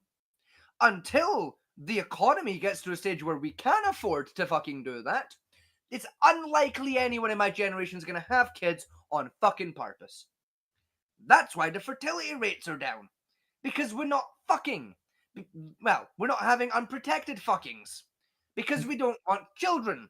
Because it wouldn't be fair to bring them into this world. Yeah. The other reason it's on the decline is because many people in my generation who are fortunate enough to be in an economic position where they can afford children are still looking at the world and going, well, this world's kind of fucked. It would be unfair to drag a child into this fucking world. So instead of giving birth to a new baby, let's go down the orphanage and pick up one of them kids that someone else dragged into the world and fucking abandoned. Because they got shafted twice. So we'll go grab one of those kids and try and make a little bit of a fucking difference. Yeah. Right? And I'll tell you what, I'm sick of motherfuckers, especially old ass motherfuckers, right? Like the boomers, right? Cutting about saying my generation are selfish and whiny, and all we do is eat avocado toast, and we don't understand anything. No, granddad. No, we're fucking not. All we're fucking asking is to have the same fucking life that you fucking had, where we're allowed to have a fucking house that we fucking own before we're at the age of fucking 40, right? Where we can have a job, where we make enough money to pay rent, buy food, and have a little bit left over to maybe fuck around at the weekend, right? That's all my fucking generation asks. And we're just the only generation to be able to look at this world and go, it's fucked. It is fucked. We cannot fix it. What if instead we just fucking complain about the fact it's fucked and we can't fix it so that the people who can fucking fix it fucking do so? Yeah, but then they don't. The problem is, right, the boomers you're about who says that, oh, you should have children, are also the ones saying it's irresponsible to have children if you can't afford it. Correct. You know, which is the same thing my generation's saying. You know, and it's exactly my generation. The people in my generation who can afford kids aren't having them because it's unfair to birth a child into this fucking world right now with the state it's in. So instead Yeah, they're adopting the ones that were dragged into this fucking world unfairly and abandoned because those kids got fucked on twice. Give my situation, right? I can build after myself on some days. yeah. Yeah. Same We're here, going to be honestly. responsible. We're going to be trying to be responsible to look after a small human whose entire life it needs rests entirely on me. Who, again, some days I forget to wake up. Some days I forget to feed myself. Like, you expect me to remember to feed a child? Dude, legit. Like you know what I've had to eat today, Echo? What? I've had 2 whole cheese toasties. I had a thing of bagel bites and some peanuts. Like that's Yeah. all I've eaten today. Yeah, exactly. Right? Like fucking, and like even if I was a more responsible like human being, right? Let's pretend for 5 minutes, right? The Mr. Vegas here, perfect human being, right? I remember to shower every day. I remember to eat 3 fucking square meals a day that are properly calorie balanced and everything, right? Exercise every day, right? Financially stable, right? So let's pretend all of that is true, even though none of it's true. Let's pretend. I still would not fucking have unprotected sex with my partner and bring a child into this world. Right? What I would do instead, if I was in that situation and wanted to be a dad, I would adopt. Yeah, same here. Like if I ever feel like trying to raise a kid, I'm 100% gonna adopt just because it's like, but like, I like again like one, I don't think I could look after a fucking infant, and 2, it's like, I just want to like, I don't know. It feels like they deserve a chance. Like Exactly. I mean, they got right. fucked twice. I'm gonna be. Yeah, they got made the rest of us dead by getting dragged into this fucking world, and then they got fucked a second time because their parents were pieces of shit and fucking like just dropped out on them. I'm going to make a small rant on this Yeah. because it's what fucked me off a lot of some things. Right? Is the families out there who like are popping out 23, 24 kids. They do exist and they piss me off. Right? Now what pisses me off most about that is not like the fact they're having to make kids. You want to have a family the size of with a sleeve? Go ahead. My issue with those type of group families is when you destroy your oldest child's life by forcing them to be a parent to your children because you can't physically look after all the children. You're having a kid every fucking year. Yeah. Right? I mean, I know my sister has 5 kids, which is quite a lot. Right? Yeah. But she's still herself. She has never put the responsibility of looking after the children onto the oldest children. She's always took it onto herself, and her husband's doing it. She's never once said, well, you're the oldest, you're going to have to babysit for us. You're going to have to help the other kids do the work and that type of stuff. She's never done that. But you see these families, especially ones online, right? These like special families and stuff who got TV contracts. And you see clearly that the oldest fucking teenagers is stressed to fuck and not doing well in school because they spend their time looking after their fucking siblings because the parents are too busy popping around with the baby out the fucking fanny. yeah. Exactly. And like it does fuck me off. And the other one is the council state Stacey's as well, who's got like 9 kids just because the benefits keep a lifestyle afloat and puts no money towards the fucking kids' education or life in general. Because she wants extra money to put their fucking powder up her bastard nose. And everyone knows a person like that. Oh yeah. Dude, I've got a friend that's like that, and like I said, I have a person I used to be friends with that's like that I don't talk to anymore because of it. But Echo, for the Americans, it'll be the Trailer Park Judies or something like that. Oh yeah. Like no, like dude, like legit, like there's a person I was very good friends with a few years ago, right? And like they started doing that shit. Like I think they got to like kid number 6, and we're still going out every fucking weekend, fucking drinking till they blacked out, doing fucking drugs, the works, right? Acting like they were still fucking 15, right? And I fucking straight up, right? I fucking like I told them to their fucking face, right? I went and met up with them, right? Like I don't have a problem if you do that if you don't have kids. Like you're an adult, do what you want to do. But if you got kids that are like rely on you, it's like what the fuck? What the fuck are you doing? Like exactly, bro. Like exactly. This is how you give a kid abandonment issues. This is why I have abandonment issues because like when I was little, like my mom would like sometimes go out and party, and I'd just be kind of just left there with a strange babysitter that like This is the idea that the kind of like why black families do so badly is because the way the system's set up is the single mother gets more money if she tells the father to fuck off and just claim child support from the father. Yeah. Right? So there's no father in the household to help raise the kids. And the kid's got one mother who's more interested in shoving shit up her nose, in her veins, drinking, partying, because I had a kid at 16, 18, not bother getting a job, because she knows the fact the government's going to take care of her, and child support, she can buy what the fuck she wants, and the kid's there just as a tool. Exactly. Ooh. You know, like Right. fucking. But no, I met up with said friend. I said to them to their fucking face. I said, listen, right? You're a fucking mum now, right? You've got kids, right? Sort your fucking life out, right? Quit the fucking drinking. Quit the fucking drugs, right? Or I'll fucking report you to CPS. I'll tell them exactly what you've been fucking doing, right? I'll give them timestamps to law. I've got fucking photographs of you from last week doing fucking drugs. I'll send all of it into fucking CPS myself, and I'll never fucking talk to you again. You've got a month. Get your shit together. And they Did they didn't get get their shit together. Oh, So I you was know, like, you know what Mr. fucking Vegas did? CPS. Mr. Vegas informed CPS. Mr. Vegas also then got hold of his boss at the time, who was working with the youth work system, and I told them and gave them all of said evidence, and they put a report into CPS as well. Yeah, man, reporting. Nice. Yes, as did half of their colleagues, because I asked very nicely for as many reports as possible to be put in about it.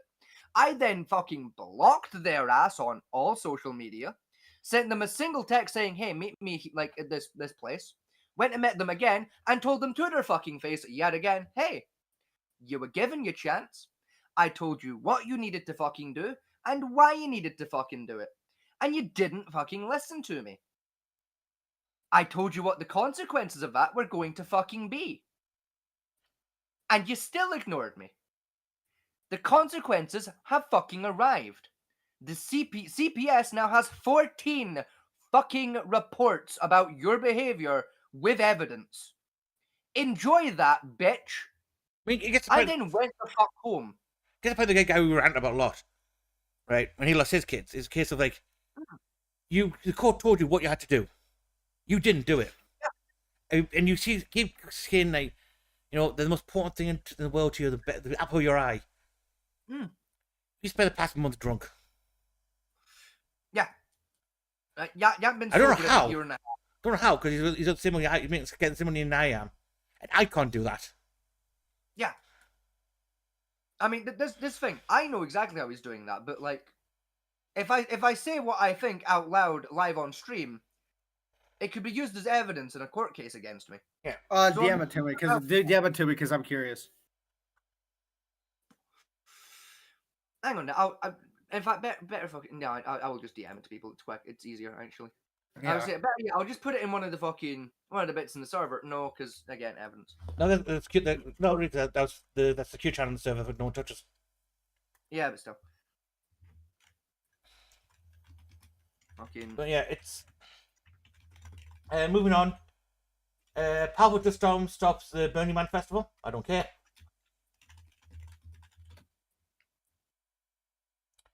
The UN has admitted that people in Gaza are starving to death. There you go, Fat Man T. There's for you as well. That's what I think. That's how I think he's affording it. Yeah. Almost guaranteed. Yeah. Given we keeps going on about things, yeah, it's Yeah. And that. Like it like all I'm saying, right, is he started doing recreationally. Then next thing we knew, he was doing what I've mentioned. Yeah. And now a few months later, his drinking's gotten a lot worse, and he has more money. Mm-hmm. Or at the very least, right? Benefit of the doubt, he's suddenly gotten better at acquiring alcohol for cheaper. All I'm fucking, I know correlation is not causation, but at a certain fucking stage, you gotta sit back and go, I fucking ponder if maybe the correlation is in fact this one time the goddamn causation. Like, all I'm saying, if an alcoholic's liver started shutting down, you wouldn't blame lupus. You'd default to the alcohol, wouldn't you? You'd blame lupus if you're Dr. House. No, because with Dr. House, it's never lupus, you fucking dipshit. Except that one time it was. You mean except those 3 times that it was? All 3 of which was that one time, because, you know, the showrunners forgot 3 different times they'd already done that joke. Anyway, I'm going to quick rant with the next part of the segment of the news. Is that the UN declared famine in Gaza. Right? Oh, you mean that thing I've been getting told has been happening for 2 straight Yeah. fucking years? Now there's one thing here, this news article here particularly. You know, famine officially declared in Gaza, and the other part of the headline is world leaders let this happen. Right now. Yes. Not only have they let it happen, they've assisted in its happening. Yeah. But once the reason why they've let this happening comes to what I like to call the World War regret. Right? Yep. Now what the World War regret is I will admit the Jews got fucked in World War II. Yeah. Right? Many of them were killed, they were persecuted quite a lot, and throughout history the Jews have been persecuted quite heavily. I will admit that. Right? I'm a historian, you know, I know history, and I can easily admit that. The problem is though, Israel has weaponized that world guilt. And there's nothing fucking to do with us. None of us were alive during that fucking time. In fact, the last, I think World War II vet just died last year. That as well, again, like, you know, if it quite literally, if it wasn't for Britain and begrudgingly America, there wouldn't be Jewish people. Yeah. Right? Like, And they still not weaponized. saying y'all won, but y'all helped. Every time you criticize the Jews or Israel, you get, oh, you've been a xenophobe or something like that. You know, xenophobe. You're hitting the Jews. You know, you just want to kill all the Jews. Like, no, I just want to stop you using weaponizing your guilt to blow shit up. Yeah. We're going to protect our people so we don't get hurt. So it's like the right kind of never again. Right? The concept keep going. We know it's never going to another Germany's never going to happen again to us. Another Hulk's never going to happen again. How are we going to play that? I know. Let's be the cunts that's doing it instead. It's not the fuck. It's not the. I mean, look. Don't get me wrong, right? Fuck it. We're not. We're getting serious for a minute, right? Don't get me fucking wrong, all right? I disagree with Palestine on a lot of shit. Yes, I do as well. Right? Politically speaking, there's a lot of shit they do that I disagree with. Okay, I'm not even talking in terms of like the war itself, right? I'm talking pre troubles, right? Just they're like the way they were doing business before the Israeli business kicked off again, right? A lot of stuff that they were doing politically that disagree with, right? Like both for political reasons and for personal reasons. A lot of stuff they were doing as a government and as a group of people, not for me. Not for me. Don't think you should be doing it, right? There's a lot of stuff that their supporters today have been doing that I disagree with. And I argue you shouldn't be fucking doing, right? More than happy to admit that. Same with the Israelis. Right? A lot of stuff politically before the troubles they were doing, I didn't fucking agree with personally. A lot of stuff after the troubles they've been doing, don't fucking agree with. Right? I disagree with a lot of shit on both sides. At the same fucking time though, right? No matter what the fuck somebody did, right, or who they did it to, it is no fucking excuse, nor is it a justification to be purposefully fucking targeting civilian targets. Yeah. There is no justification, there is no excuse. There is no fucking defense.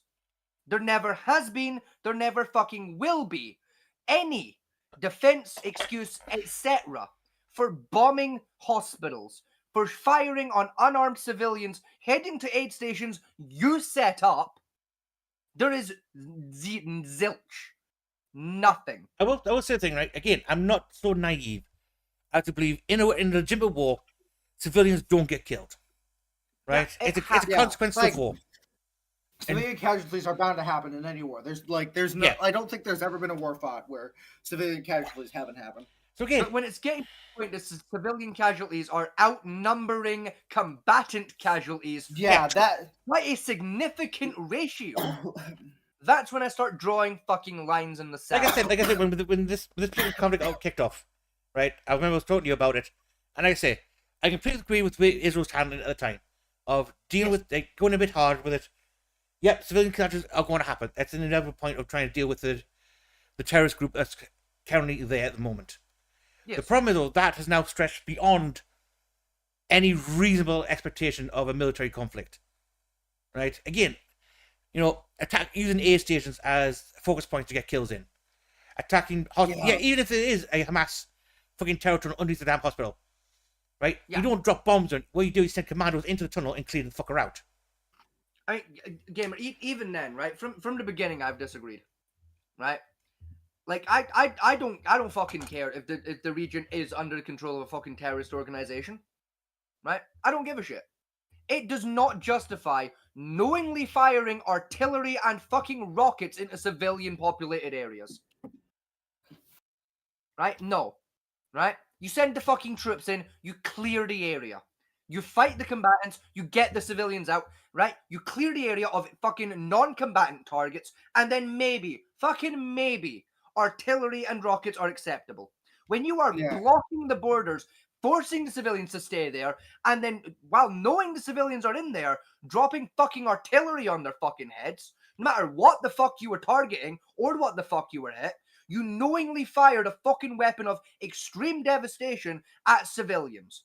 Whether you hit the civilians or not, you still fucking tried. You should be fucking shot dead there and then for even fucking thinking about it. You know that, Never mind fucking doing it. This is right. I'm not going to. I know this won't get me hate mail in the comments. Is right. Even during World II, Hitler, right, one of the most vile twats on the planet. Even he had some sense of articles of war. He didn't crowd civilians into single areas and just nuke them to death. Exactly. You know, he didn't. Some of the SS officers fucking didn't mind. Yeah, doing I it. was about to say the SS did. The SS did. Yeah, the SS did, which like I would make a distinction between a German soldier and the SF division themselves.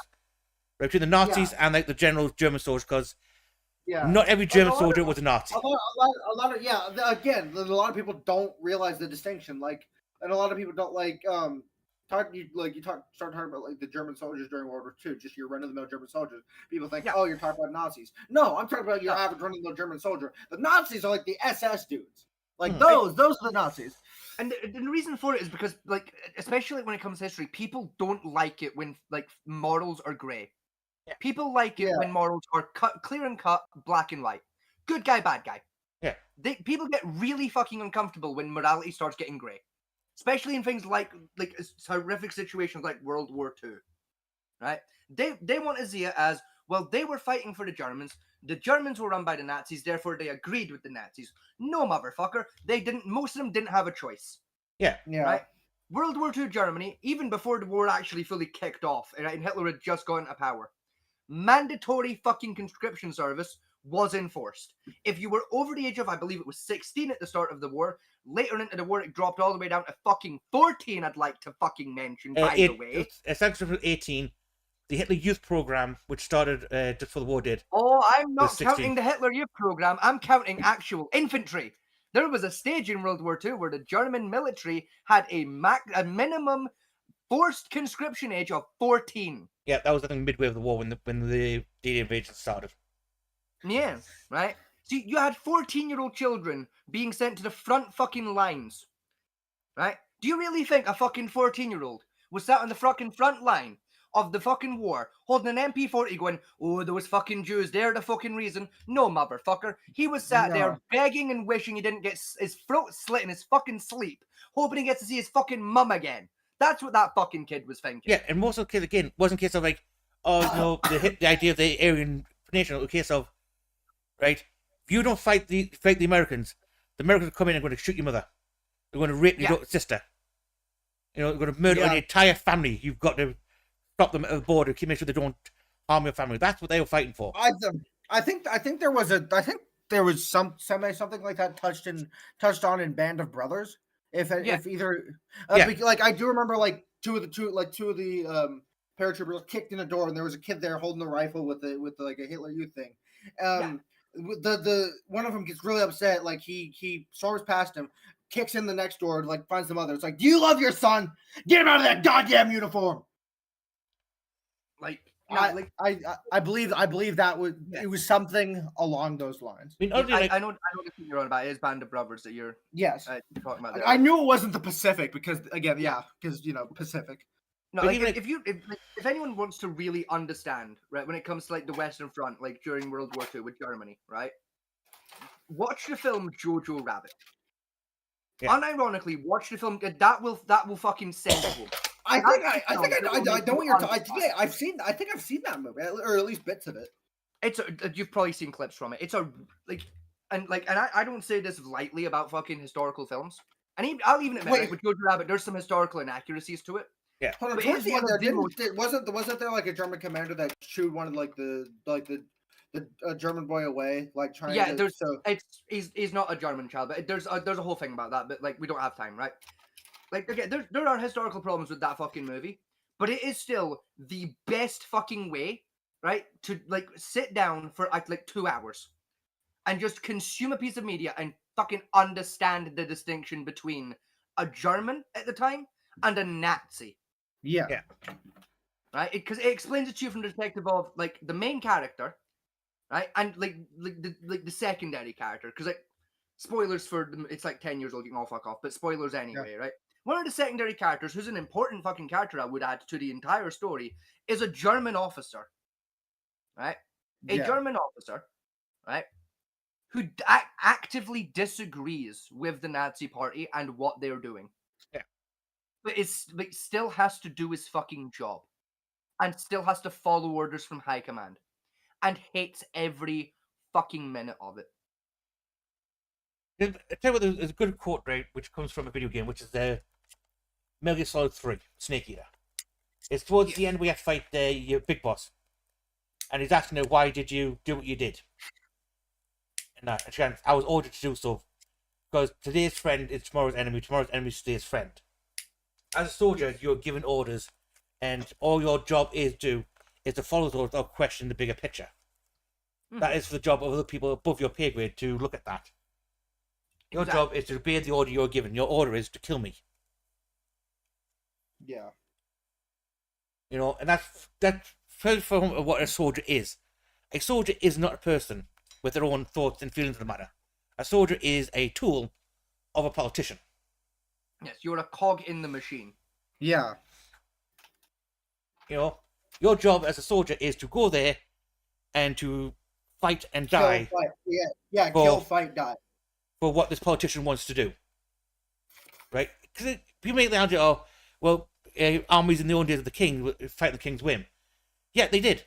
Difference was, the king was actually on the fucking battlefield half the time. Yeah, I was about to say, like, the king generally, like, back in those days, it was like, wasn't it considered like some sort of like dishonor if you didn't lead your troops into battle?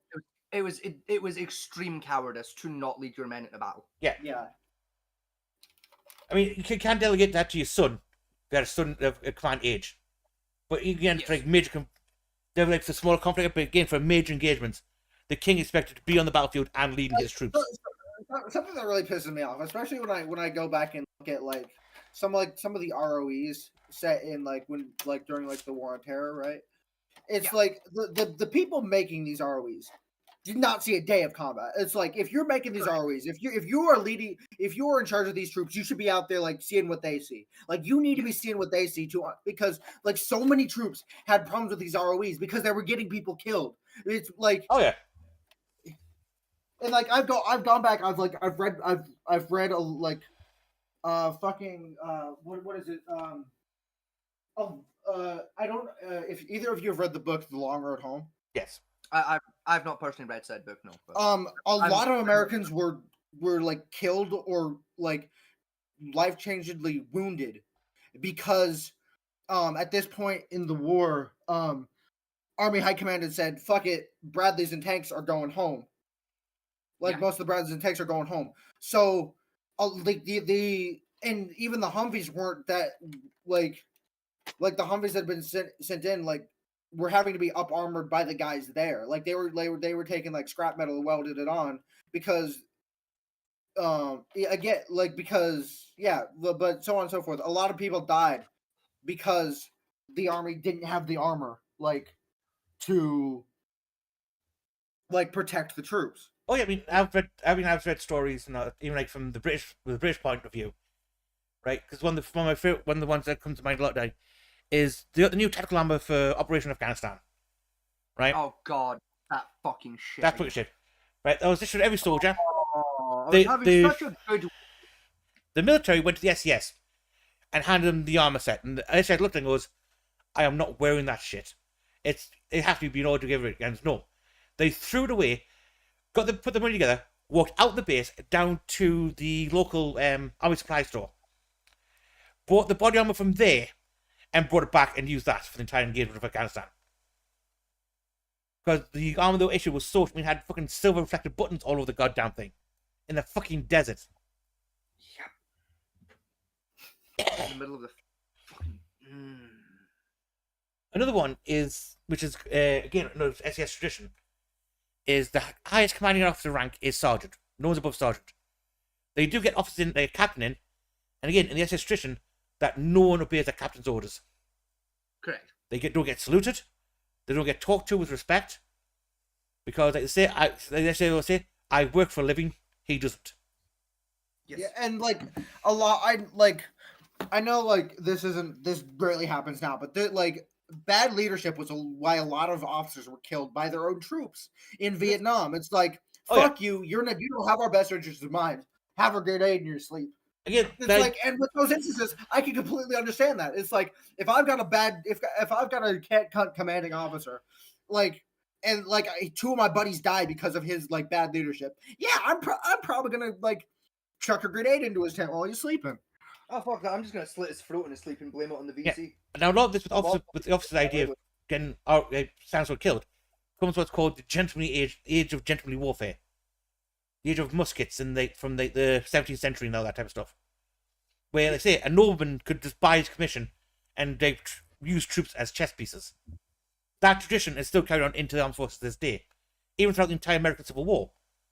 A lot of people who fought and died in the War of Independence and the Civil War were just common grunts who were scooped up and thrown at things, while the command officers were sitting way back from the battlefield, playing chess on a map.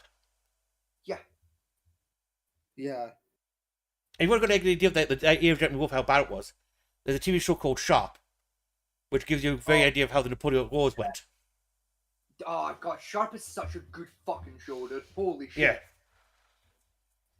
God, I've not seen or thought about Sharp in years, bro. Fuck. We remember up to the YouTube video came about there on my feed the other day. Dude, Loki, I might fucking rewatch Sharp soon. Like, bro, that's a great fucking show. It's a long grind for the show, but it is historically accurate. For historic accurate reasons, it's the time period where it's set. The historic accuracy in that show is pretty good. It's like I think it's like 6 seasons. And it's like an hour an episode. No, it's an hour to 2 hours that episode. An hour what? About an hour and a half to 2 hours per episode. Is that an hour and a half too? Fuck. Mm-hmm. I remember only being an hour part. No, it's about an hour and a half to 2. Because remember it was on the Gold channel originally. That's like each episode is a whole ass movie. Yeah. Fucking hell. Yeah, I think technically Doctor Who episode is about 2 hours long original ones, but it's broken up into like half-hour segments. Like fucking hell. But that's when Rental Garva's gone. Moving down more on the Notting Hill stuff. More on the guards and shit and stuff like that. France is going to have another riot because the PM's doing bullshit with the money again. Doing bullshit with the what? Sorry, you money up there. Paris, The French PM's messing around with the budget. Yeah, that's not a good idea. That literally always triggers a riot in France. Yeah. Like, I think they'd learn how. Then there's the manhunt in Australia. Oh god, did Zach get out again? Finally, one you're going to look. Zach got out and ate a Bunnings worker again. God damn it, we've got to go recontain him. And one for you, which you're going to rant over again. Tyler Robson's cleared of all charges after he beat that guy half to death. Fucking excuse me. Fucking say that one more time. Slowly. Tyler Robson will not be charged over the St. Pancras assault after a man was left bleeding on the floor.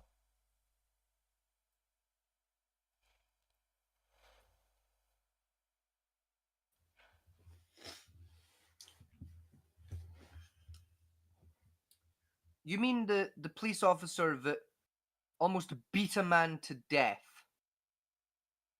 No, Tom Robson, the EDL leader. Mm-hmm. Who almost beat a man to death. Oh, right, okay. Right. That guy. I'm less angry than I was about to be. I thought it was that British police officer from the other year there that almost beat a man to fucking death. Uh, I know his trial's up soon. his trial's up soon, but the prosecutor might drop out because they don't have enough evidence.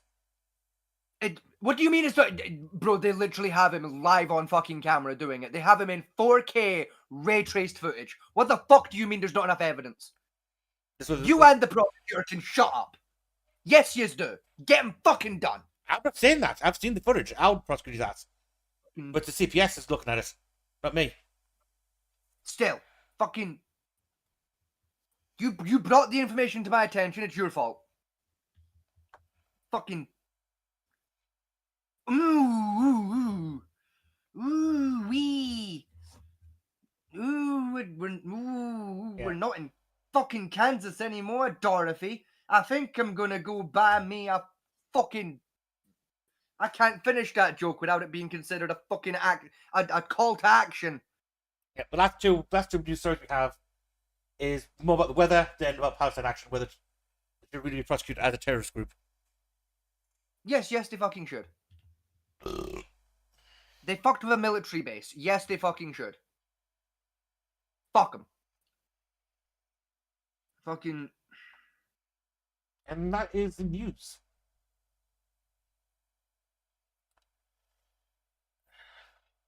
Fuck it. I'm gonna You are. I'm gonna do something potentially for the first time in this show's history. Because for the first time, I'm not gonna be talked out of it. I'm gonna fucking go early before I fucking self-incriminate myself live on air. That's like the fourth time I've nearly fucking said something that's gonna get me in bother now. Right? I'm too fucking hopped up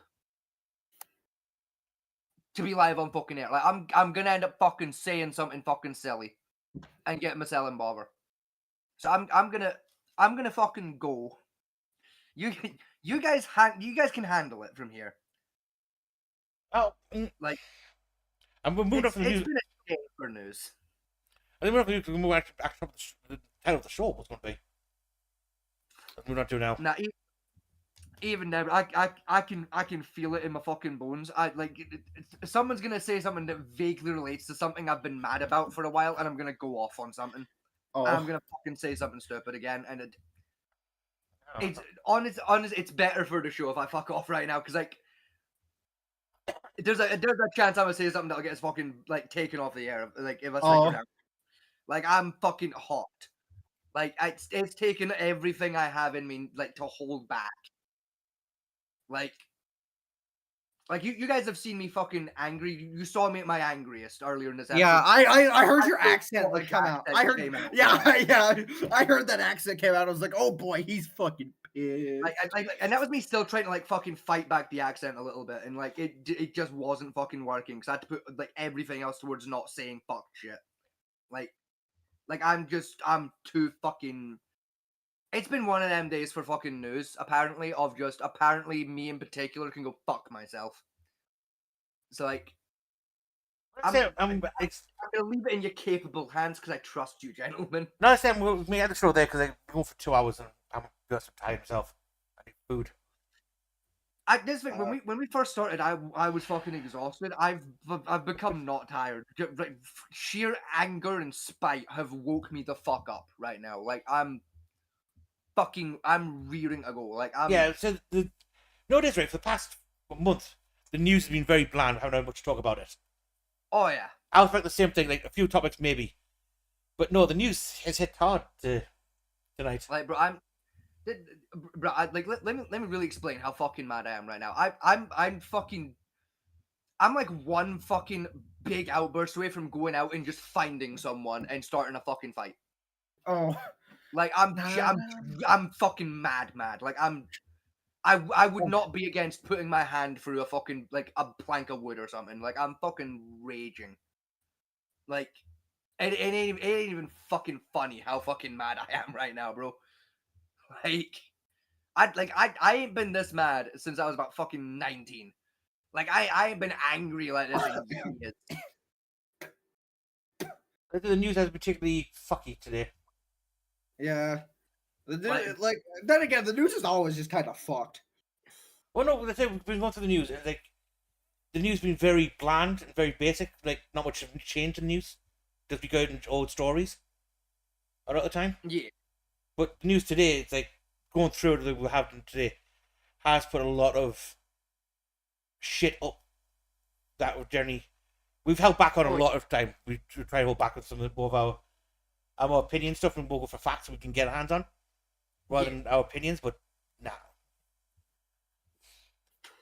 Like I genuinely think that's the longest news segment we've ever done for the show. Yeah, like we normally only like skim through the news. We've never like really sat down and kind of like discussed it like we did today. No, Yeah, because we it's can, just bollocks. There's like 2 or 3 where we can have like a discussion, but most of it's just like kind of shit. Yeah. But no, like fucking, like legit. The last time I was this fucking mad, I'd just been a victim of an actual hate crime. Like that's how fucking mad I am right now, bro. Like, it's not funny anymore. Yeah, it's. I don't know if it's because it's where this month is. I'm not, but that's. I mean, like for me, man, it's just the way this year's been. You know what I mean? Like, Yeah. like all fucking year, it's just been quiet whisperings in the news of just racism getting worse in this fucking country. Have fun with that. You know, and just fucking just you know, not even hatred, just not even racism. Sorry, just hatred across the fucking board is getting worse in this country. I think I'm finally just getting to a point where I'm fucking sick and tired of misinformed dipshits being allowed to go on fucking national television, open their fucking mouth, and speak an opinion on something they have no fucking clue about whatsoever, and be treated like fucking respectable fucking peers who deserve an opinion. Yeah. Yeah. You know, it's like if you can't do 2 + 2, you shouldn't be like you wouldn't be allowed on the news to talk about the economy, would you? Right? So why are people who can't fucking understand the simple difference of gender and biological sex allowed to come on the news and talk about their opinions on transgender people? Yeah. Like, you can't understand the basics of it, so why are you allowed on national TV to talk about the complicated bits of it? That make fucking sense. Yeah, And like yet you wouldn't. somehow that's how the news in this country fucking works. Yeah, you wouldn't put me on national television to talk about, I don't know, the stock market. Gamer, I wouldn't put you on national television to talk about fucking anything. Yeah, because Okay, I barely trust you on this show where there's limited rules. Never mind national television. I could probably behave. like 30 seconds for a racial slur in my mouth. Gamer, it takes everything in you not to get us fucking banned on YouTube. And there's 4 whole rules. Don't promote illegal gambling sites. Don't be racist. Don't be transphobic. That's 3. What's the 4th one? The 4th one is don't point out when I fuck up maths. No, the fourth one is don't use our fucking real names. Well, yeah, okay, you're right, yeah. See, and both of you have already broken rule 4 of don't point out when I'm shit at maths. I fucking. But that was funny to bro. Look, Yeah, I think we're going to. I'm slightly proud of myself. I set that one up so nice. You know, I'm not changing out the show because I think the title of the show is fucking brilliant. You know, they talk about the news and that because like it's the news has. I think it's where the news has been building for a while. Even with me, of trying to get like. I know today's show is more of an opinion piece for people at home. Who's ever going to watch this? It's case, yeah. These are our opinions. These are hardly our opinions, but our opinions are based on facts we've seen and understand, not just of some willful misunderstanding of how the world looks because we've listened to a single report from one single twat. Yeah, you know, we haven't said that listen to Infowars and our entire opinions based on Infowars. We have to look at that as well. That as well, like for at least like for me, like most of the opinions I have, especially opinions I've expressed today, aren't just like from like facts and figures, but it's also personal fucking experiences of been there, done that. Like I've experienced that fucking problem myself. You know, like that's why I'm fucked off. You know, I can directly relate to something that I've either been involved in or I have a connection to at a personal level. And that's another thing, like, because I talk a lot, I talk on occasion on the show of like, oh, like like Vegas is a character. Like, I'm not actually like this in real life. I am a little bit, but like, I was about to say, like when I'm on the show, like I am just myself. I just dial it up like an extra couple notches. I kind of animate a little extra. Like kind of hamper home points a little harder than I normally would. When I'm on here, nothing really changes except I just kind of tune down the racism. Yeah, tune it down. He does. Unironically, yes. Yeah, believe it or not, I do.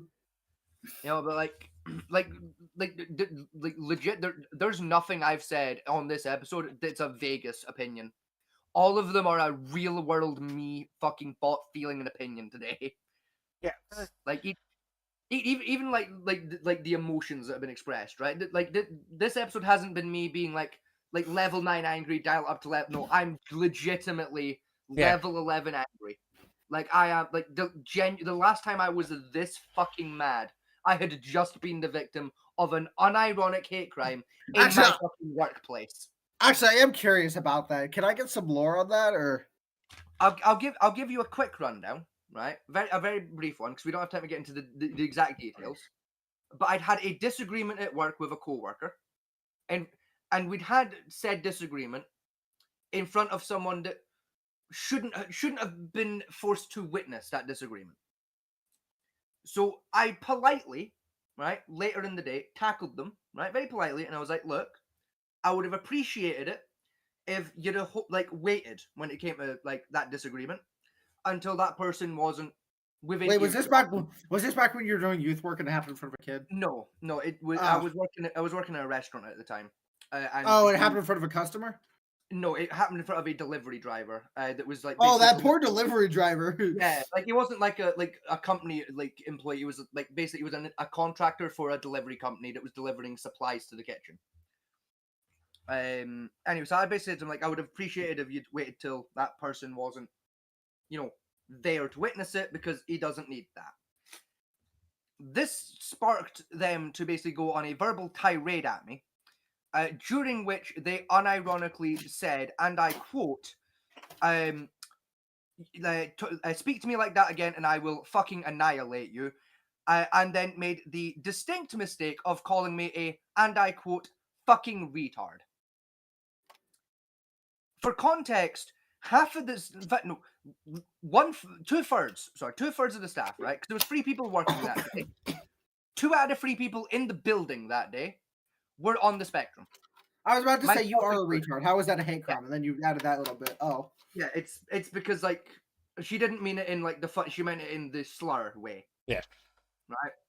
2 out of the 3 people in the building medically count. Right. In the you can't call us that way. 65% of the staff in general on the pay slips medically counted as you can't fucking call us that.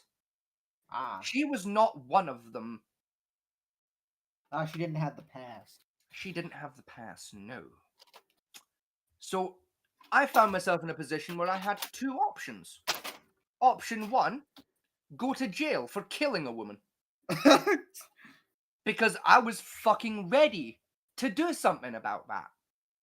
Option 2, which thankfully was the option I managed to will myself into choosing, was walk the fuck past her, walk out the front fucking door, and phone my boss and inform him of what the fuck just went down. My boss's response to one of his employees being the victim of a hate crime by another employee was, oh, I'll just not schedule you guys to work together anymore. The fuck?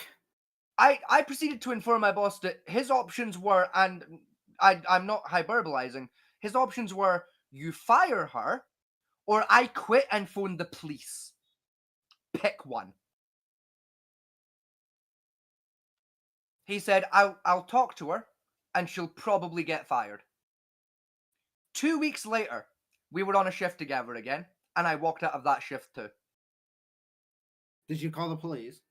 No, I called Ali again and said, Ali, she's still working here, and you've scheduled us to be on the same shift despite our problems. Don't do that again, and also I'm not working today. I expect to be compensated for the full day's wage anyway. And to his credit, he fucking compensated me the full day's wage. Nice. He made that mistake 2 more times, right, in the 6 months, right? Which, to be fair, man was running 4 fucking businesses and working 3 jobs. Fair enough, right? Forgetful. Yeah. At the same fucking time, though, when it's an issue that fucking serious, you remember and you pay a fucking attention. Especially when you've made certain fucking promises about it. That was the last time I got as legitimately fucking angry as I have today. I'm trying to remember the angriest I've ever been.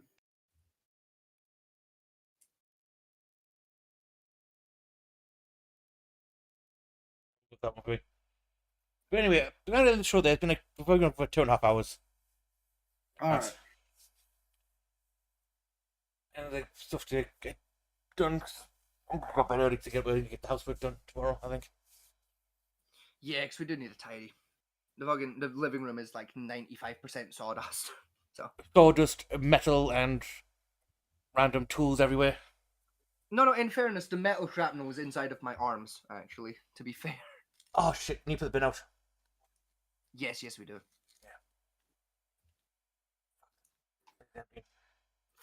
I tell you, you stick the bin out, and I'll go for a piss. I think that's a fair trade. How do you go for a piss and Alright. make it run outside sticking the bin on the rain? Because while I'm pissing, I'll think of you, so you won't need to piss. Oh, okay. Is this Bluetooth pissing now, is it? Yeah. I understand why Echo's laughing, because he's not British enough to get that joke, but like, you really never done that at a pub, Fat Man T, where like somebody's gonna go, like in your party is gonna go for a piss, and you're like, oh, have one for me. Yes. Like, save me an effort in 5 minutes. Like, go for a piss for me. Like, so their response is always like, oh, I'll think of you while I'm pissing, so you don't have to. Like, it's like a common joke in Britain in pubs. It's a stupid fucking joke, but it's a thing. It's also a joke like, don't pop the cork too early. It's like you have to wait a while before you have your first piss, because once you have that first piss. Oh yeah. It's like every 5 fucking minutes after that, and it's worse for me because when I drink, I piss more. Like specifically when I drink alcohol. Alcohol goes through me like fucking nothing else. Also, you have the bladder the size of a thimble. When I'm drinking alcohol, yeah. Oh, no, forget it. There's been times in the show when you've gone for a piss 9 times. Every 50 minutes, I need a piss now, I need a piss now. And then you weren't even drinking then. True, but to be fair, like those were days where, like, earlier in the day I downed like fucking 12 cans of Monster Energy and 4 2-liter bottles of Coke because like it was warm or something. Or anyway, we'll get on to the point of the main topic of the show is going to be. We'll do that on Friday. yes, we'll move that over because it is a cool topic that I do want to talk about. We just got fucking sidetracked by fuckery. Was it? I couldn't say it was the ADHD fuckery. It was just like angriness. Yeah. Also, episode 2 of Lost Times for Delva is on Sunday. Yes. Let's see if we almost get TPK'd by four goblins again. Oh no, it's in works. I know it's in the dungeon. You don't. Oh. I mean, Vegas says I do it's in that dungeon as well. No, I know what's in there. Don't worry about it. Like, Echo, trust. It's Trust in my. Like, Gamer, legit. I've ran the campaign before. I've ran it with fucking groups of 2 that have managed to do that fucking that fight. Yeah. It wasn't comfortable for the group of 2 to pull it off, but they pulled it. Skin of their fucking teeth, but they still did it. It's very doable. As long as we don't get fucked on by the dice rolls again. Yeah, it's one of the campaign encounters. That's very easy to go from doing great to oh shit, oh shit, oh shit. Yeah. But yeah, I think I'm going to end the show there. All right. So, good night. Have a good one, everybody. See ya. Thank you for joining.